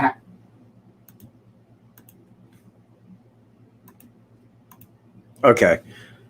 Just wanted to make sure. All right. Make sure that was having an angry interaction with a Missouri State Highway Patrol trooper. Bruce was driving a 2017 Kia. The victim says Bruce pulled in front of him and slammed on his brakes. Missouri State Highway Patrol then captured dash cam footage with the man who would soon become a murder suspect. I am a citizen. You work for me. Okay, all right? Do you understand that? I don't work for you. Okay? Yes, you do. I pay your taxes. And you do not work for me. Sit back. Yeah, he went home too. I want you to remember that. Now watch him walk forward That's here. just the beginning. Hands in pockets, head down. Surprising moments in this confrontation. Not Tonight, accidental. only on Fox 2 News at 10. See more of this tense dash cam footage with Thomas Bruce. Chris Hayes, Fox 2 News. Now right here is kind of some information that St. Louis County Police Department gave. Good afternoon. As we continue to investigate the homicide and assault here, is a more detailed description of the suspect. The suspect is a white male, 5'7" to 5'9". Now, you know what? Whenever somebody gives like a height to him, you know, do they take into effect that he's wearing like maybe boots or something that would lift his height a little bit? Because they say 5'7" to 5'9", because you would have to take those off. I mean, like when I go get measured for my height, I'm not wearing shoes, you know, because they don't care how big my heel is, you know. So you could appear 5'9" and be 5'7", or, you know, if somebody was 5'8", you go, 5'7", 5'9", right in there, you know, one of those things. 40 to 50 years of age. Now, this must have been before they caught him. At the time of the incident, he was wearing a navy blue Carhartt style work jacket. Now, this one down here is a Carhartt jacket because it's got the Carhartt thing on it, but this says blue Carhartt style work jacket. A plaid shirt, red, white, and blue in color, glasses, a brown belt with a red and blue square on the clasp or clip of the belt, and the hat described below. Now, you can look at the hat down here, and that very well may be like a Kangol. And this one right here might be like the jacket I had showed earlier up there, because the lady kind of hit that pretty on balls when she wrote me about that.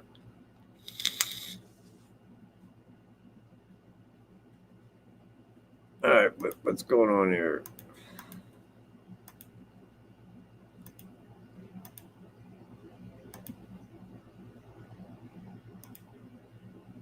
Now, right here is the handguns. Now, these right here were listed in the bankruptcy filing. Now, that was him and his wife. Firearms, examples, pistols, rifles, shotguns, ammunition, and related equipment. Yes. Kind, describe, AR-15 Bushmaster rifle, Glock 43 handgun. That says 6 hour. It's not a 6 hour handgun. The 6 hour handgun. But wrote down as a 6 hour handgun. And a 22 caliber handgun. Now, if he had on a holster, like the one I showed previously there in my photos, that explains that brown item right here. In some areas, it looks flat. In the rest, it's kind of bouncing off of his pants. And I believe that that very well could be a holster. Just me, but I believe it to be.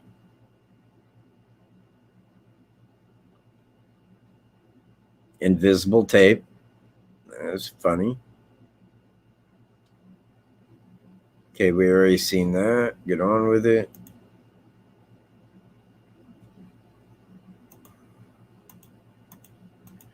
Okay, we'd already seen those. So that's pretty much the end there. Thank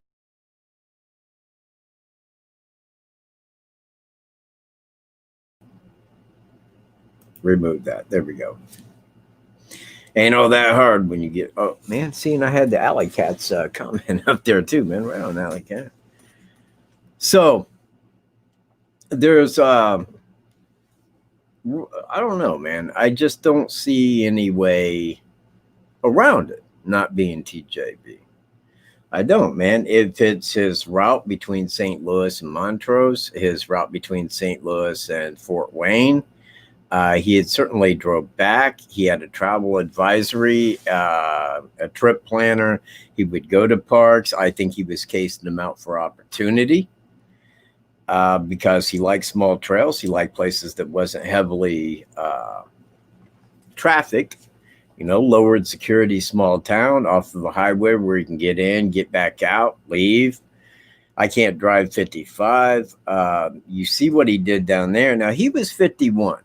Now, people that normally like go out and commit a sadistic crime like this start in their 20s and 30s, which harkens back to California when he was in the Navy after joining the Navy.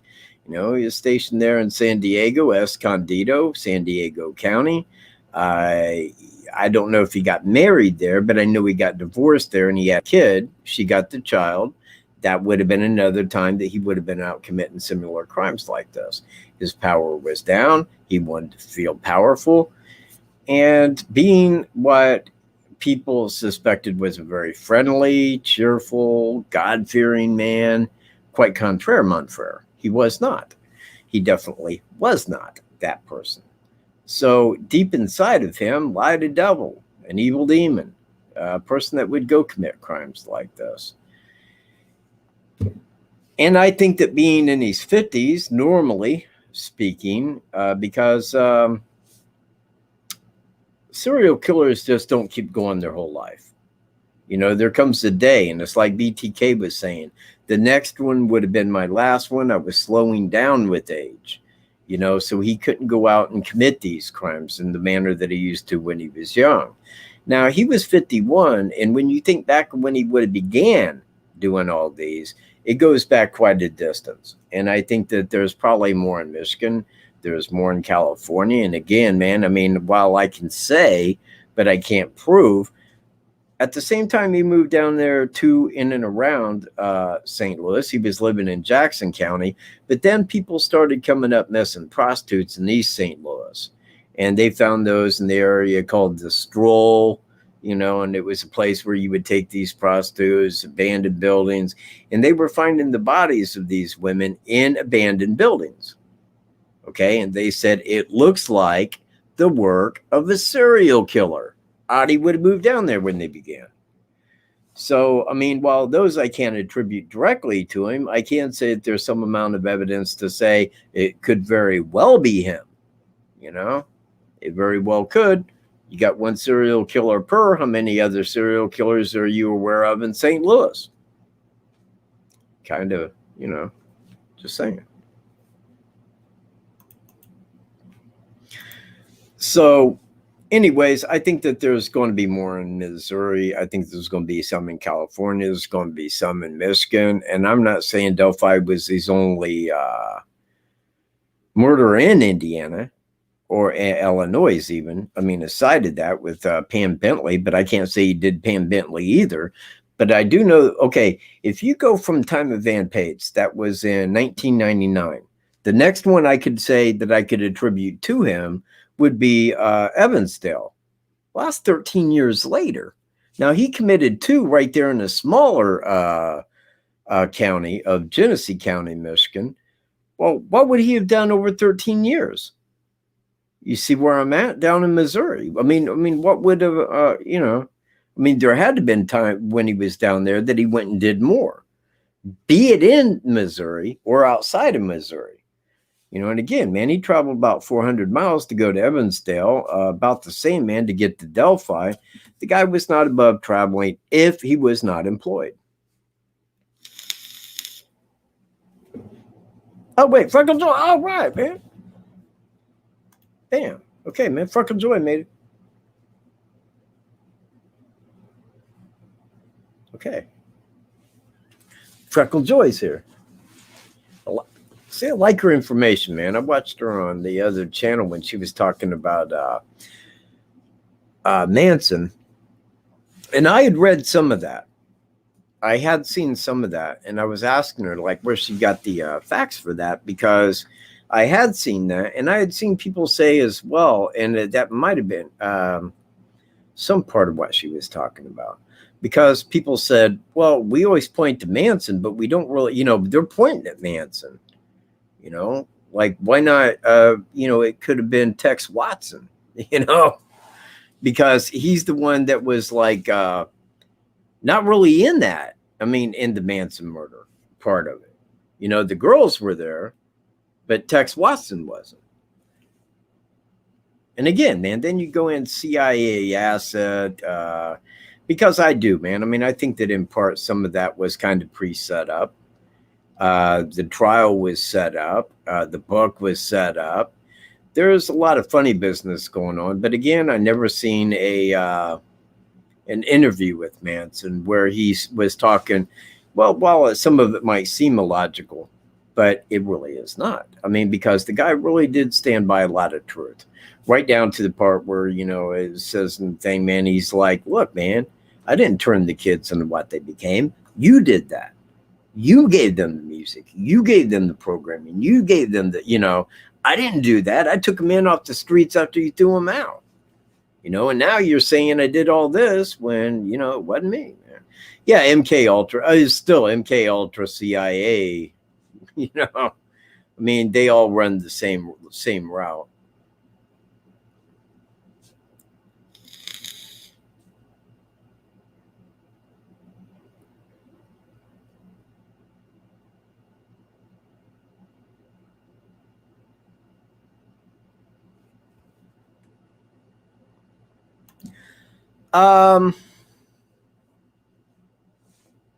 Yeah, I believe that they do.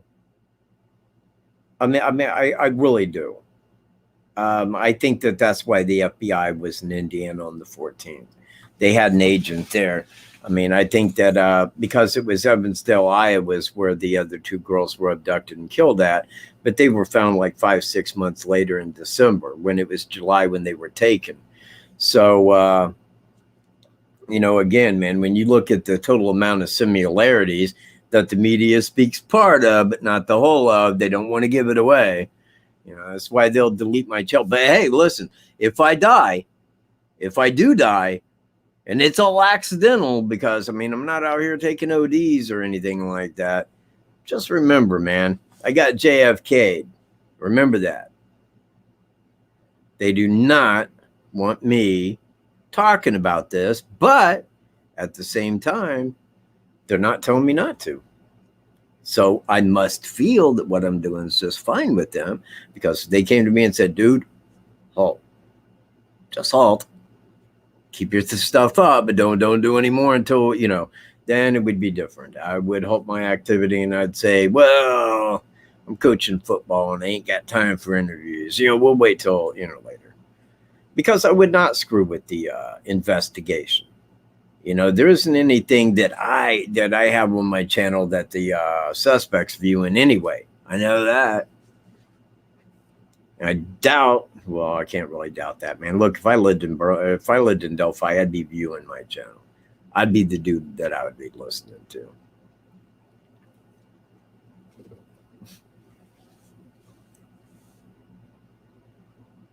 Yeah. Yeah. Yeah. Yeah, you know what? That could be as well. But I don't think that Charles Manson was really selling LSD. I mean, that wasn't his way to make money, man. But the CIA, man, they're the ones that said, we're going to release this, man, as a recreational drug. Then we're going to put out psychedelic music, man. We're going to get this involved in this big uprising of young people. That's what we want. Flower kids. That's what we'll name them, and we'll have them out there. Love, man. Stop the war, man. And then we'll kill it with Manson. Dirty, smelly occult making hippies. That's how you got to play it. Oh, did you? Was that you that tried to call him Indigo? Oh, shit. Hang on. Let me grab the phone. Be right back. Hang on, man. I got a real phone call of some kind.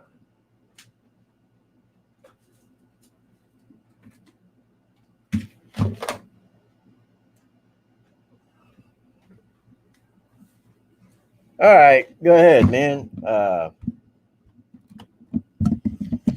Make your call. Go ahead, call. Do you need a phone number? Straight Satan. The phone rings. One moment. Hello? Hello? Hey! Straight Satan. Hey. How you doing? Fine.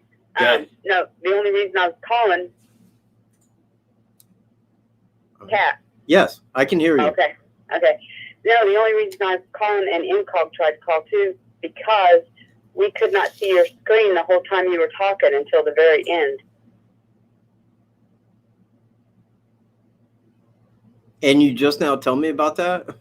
No, we were trying to tell you in the chat the whole time. I even said, I don't think it's Thomas Bruce, Cat. No, I said, I don't think it's TJB, to try to get your attention. No, I didn't even see that. What was you guys looking at? You? Oh, really? That whole time you were trying to show us stuff.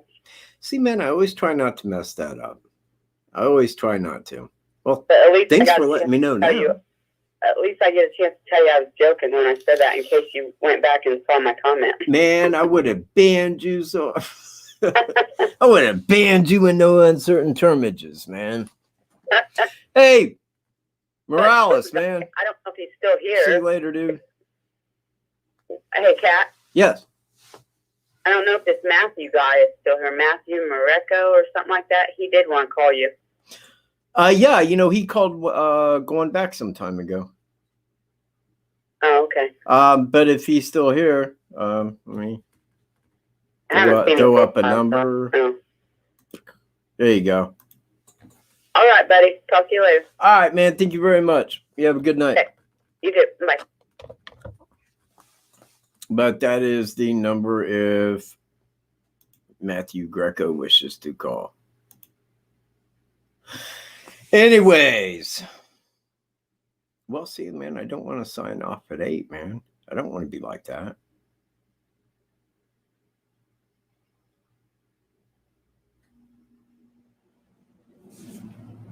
Oh, thank you.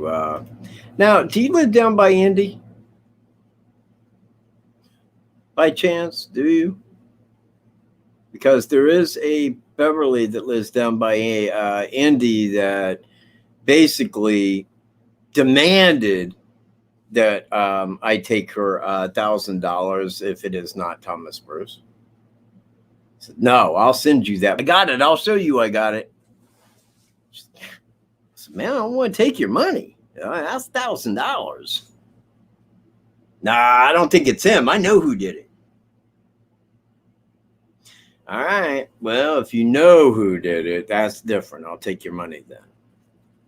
Then I'll take your $1,000 if you demand. South Boston, you're the one that called about the hat and the coat? Are you the one that called about the about his hat and the coat? Oh man, Elaine, thanks for being here with me, man. And I want you to know, Elaine, I always play the English opening and with all right. Very cool, man. You know what? Because I am just dedicating the hell out of this show, but also dedicated to Beverly, because she's the one that sent me the thing on the hat and the coat that he was wearing.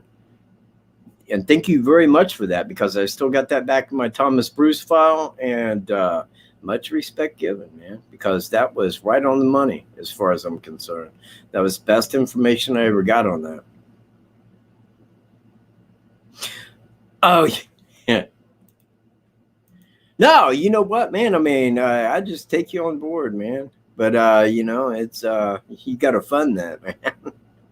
You know, I just have a little spot in my living room. You can throw a cot, you know.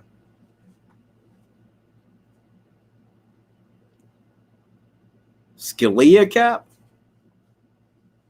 No, see, I thought you said it was a man, and I can never remember the name of that hat.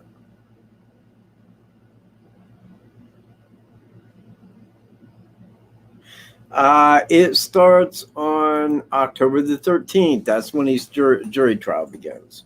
So we're pushing it, man. We're going right toward it. Here in less than 2 weeks is it, you know, but really look at it, it's like 6 weeks away. Yeah, and please do. This is my number. Write it down. Write it down. Beverly, write that down. Write that number down. Okay. Yeah. Well, it's not a Kango. It's a hang on.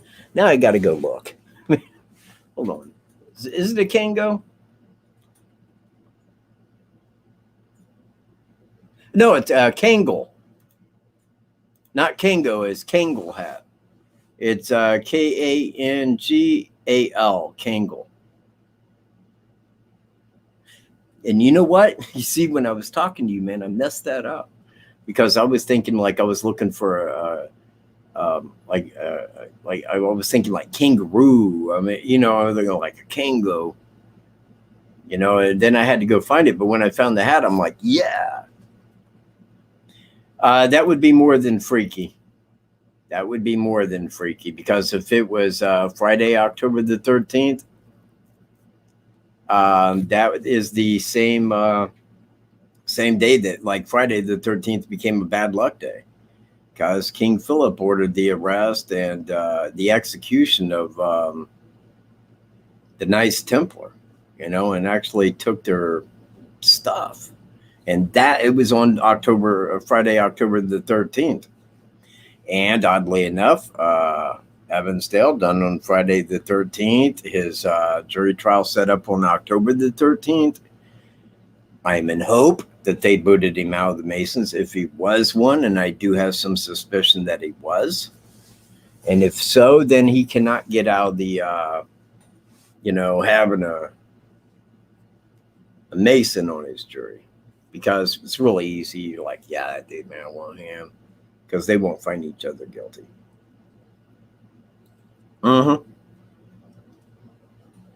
Yes, actually. Precisely. And that was my thing when I was talking to you, because I was like mishearing the word. Oh, yeah, right. Knights Templar. Well, I thought I said Knights Templar.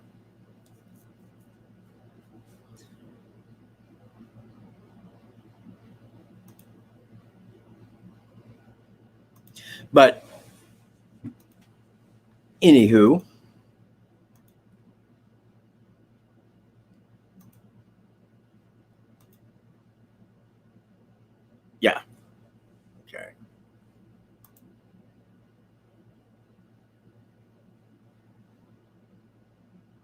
reading chat. Hang tight a second, man. Only be a moment.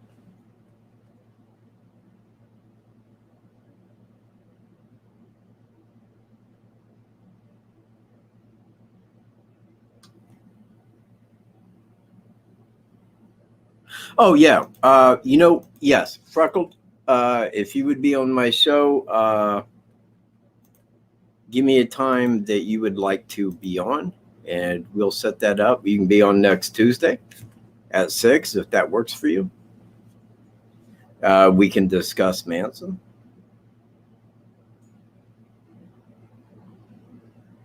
If that's okay.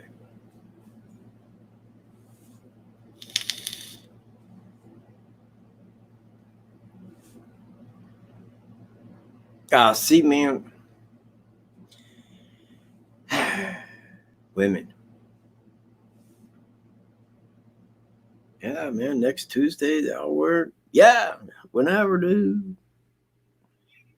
Whenever you want. Okay, next Tuesday. We'll do it next Tuesday. Next Tuesday, Freckle Joy will be on my show as a special guest. Do not miss that. Do not miss that because it is going to involve everything which is Manson. Be a good time. Be a great time to be here. You know what? Yeah, and I would like doing that concerning Laurel Canyon because I found that to be very interesting and it fits my scenario of how shit's ran. It really does. Yeah, and the same applies with Laurel Canyon. Yeah, it does, man.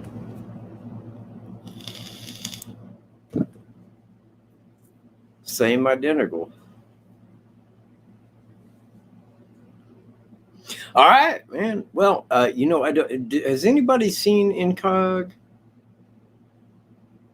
She disappeared abruptly. Well, anyways, this kind of does it for my Tuesday live show. I appreciate everybody that's viewing, and if you did not hit the thumbs up, you got a second right now. Just hurry, go down, click the thumbs up. It helps. It really does. It does.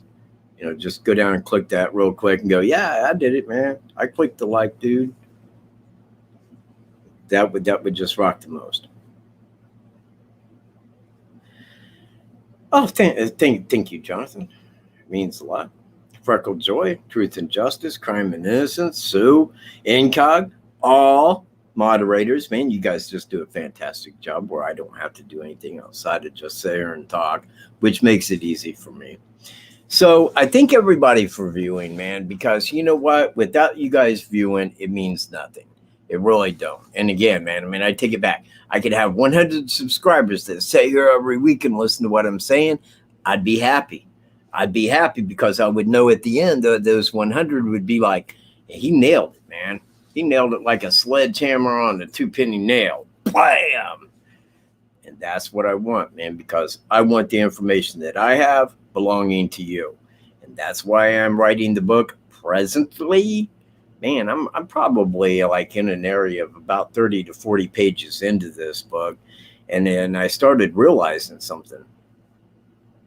The more I write and the more I go over the time and what happened, I start forgetting what I already put in there because I wrote this shit down 1,000,000 times. It's like everything I wrote down before and I'm like, man, did I put that in? Because I don't want to get to the end of it and then read back through and go, man, I left a lot out. Because I'll do that when I'm making a video on something. Then I get to the end, man, and I, render the video. And then I'm like, crap, man. I did all that and forgot to put these 2 things in there. I hate that. So I want the book to be all inclusive because I don't even think I'm going to get the book published. I think that I would just print it out and offer it, for X amount, and do it like that because, man, by getting it published, I can have it recorded with a copyright. But going through the whole thing of getting it published, that's a little, I don't know. But then again, man, maybe I'm looking at it wrong, man. I know a guy that produced a book. Maybe I should get a hold of him. What's the quickest way to produce?